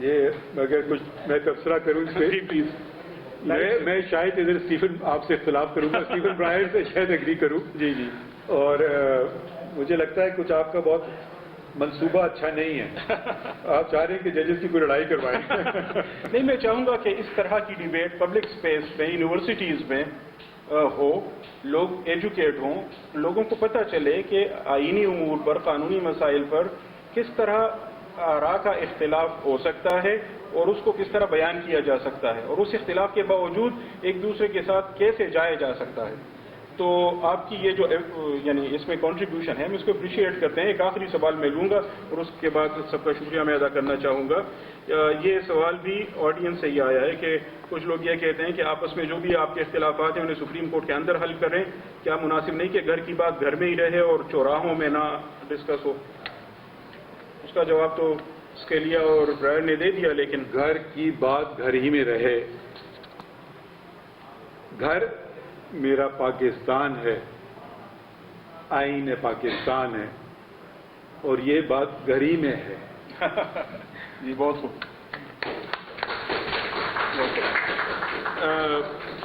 سر سوالات بہت سارے ہیں اور دوست بھی سارے بہت تحمل سے یہ ساری باتیں سن رہے ہیں لیکن میں خصوصاً اور چونکہ رمضان بھی ہے اور ملک بھر میں چھٹیوں کا سلسلہ بھی شروع ہو رہا ہے اس کے باوجود سارے لوگ آئے میں سب کا شکریہ ادا کرنا چاہوں گا خصوصاً آپ نے بہت تحمل سے ان سوالات کا سامنا کیا اور ہمیں بہت رہنمائی فراہم کی سوالات تو اور بھی بہت سارے رہتے ہیں لیکن مجھے امید ہے بلکہ یقین ہے کہ یہ پہلی نشست ہے یہ آخری بالکل بھی نہیں ہوگی انشاءاللہ ہم اس سلسلے کو آپ کے تعاون سے مزید بھی پھیلانا چاہیں گے دیگر جج صاحبان کو بھی ہم دعوت دینا چاہیں گے اور اس طرح شاید ہم پاکستان میں آئین اور قانون کی حکمرانی کا جو سفر ہے اس میں اپنی منزل کی طرف بہتر طریقے سے بڑھ سکیں ایک ریکویسٹ آخر میں کرنا چاہوں گا جب آپ کا کیس سپریم کورٹ میں چل رہا تھا تو ریویو کا مرحلہ جب تھا آپ خود اپنے دلائل دے رہے تھے محترمہ مسز سرینا فائز عیسیٰ صاحبہ بھی موجود ہیں وہ بھی اپنا کیس خود پلیڈ کر رہی تھیں اس موقع پر چونکہ بہت ساری باتیں ہو رہی تھیں آپ نے سپریم کورٹ میں ایک درخواست دائر کی تھی کہ لوگوں تک معلومات کی رسائی ہونی چاہیے اور عدالت کی یہ جو پروسیڈنگز ہیں یہ اس کی براہ راست نشریات ہونی چاہیے تاکہ لوگوں کو معلوم ہو کون کیا کہہ رہا ہے کیا دلیل دی جا رہی ہے کیا جواب دیا جا رہا ہے فیصلہ کیسے ہوگا وہ بات کی بات ہے لیکن لوگوں کے سامنے یہ چیزیں آنی چاہیے میں ریکویسٹ یہ کرتا ہوں اور میرے خیال سے ہاؤس اس کی حمایت کرے گا کہ انشاءاللہ جب اللہ تعالیٰ آپ کو یہ موقع دے تو ہم اس طرح شفافیت کو یقینی بنانے کے لیے سپریم کورٹ سے ایکسپیکٹ کرتے ہیں کہ تمام مقدمات نہ صحیح لیکن وہ مقدمات جن میں لوگوں کا مفاد عامہ کا مسئلہ ہو اور لوگوں کی بہت زیادہ دلچسپی بھی ہو جس سے ان کا مستقبل وابستہ ہو جو عمومی طور پر ملک و قوم کے بڑے مسائل میں سے ہوں تو کم از کم ان کی براہ راست نشریات کے لیے کوئی آپ آئین اور قانون کے حدود کے اندر رہتے ہوئے اپنے ہی دلائل مان کر ہمارے لیے یہ موقع فراہم کیجیے گا جی بہت شکریہ میں شکریہ ادا کرنا چاہوں گا آپ شفا تعمیر ملت یونیورسٹی کا اور آپ کا اور یہ میں جب نیشنل اسمبلی کے کنونشن تھا میں وضاحت کرنا چاہتا ہوں تو مجھے یہ اس تاریخ کے یاد میں یہ آئین دیا گیا تو مجھے جو انہوں نے اضافی کاپیز بھی دی، تو یہ آپ کی یونیورسٹی کے لیے. جی سر، بہت شکریہ. بلکہ چونکہ رسمی دنیا بھی ہے، موقع بھی ہے اور دستور بھی ہے، تو ہم محترم وائس چانسلر شفاعت امیر یونیورسٹی پروفیسر ڈاکٹر محمد اقبال خان صاحب کو ریکویسٹ کرتے ہیں کہ وہ آپ کو اس موقع کی یادگار کے طور پر ایک شیلڈ آپ کی خدمت میں پیش کریں. جی سر، ادھر ہی میرے خیال سے سر کے نیچے وہ تار وغیرہ سر ادھر.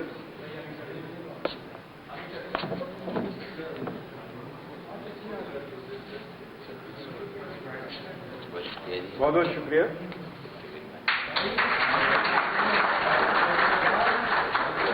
ایک میرا سوال بھی ہے، وہ یہ ہے کہ جو لوگ ہمارے اکیڈیمیا کے جو لوگ ہیں they are not allowed to practice in court, تو یہ کیوں؟ لائسنس سسپینڈ کر دیتے ہیں جو آپ کو نہیں، میری کوشش میں اس کی کہ میں تو پریچر نہیں پیدا کرنا چاہتا، میں وہ پریکٹیکل لوگ جو ہیں وہ. سر یہ کہتے ہیں دوبارہ یہ ذرا دیجیے گا کیونکہ تصویر واضح نہیں آئی کیمرہ میں. میڈیا کے دوستوں کا بھی ہم شکریہ ادا کرنا چاہیں گے، انہوں نے یعنی اس پورے پروگرام کو کور کیا ہے. اگر مجھے پتا ہو تو میڈیا تھی تو شاید میں نہیں آتا. جلدی بھی کیا.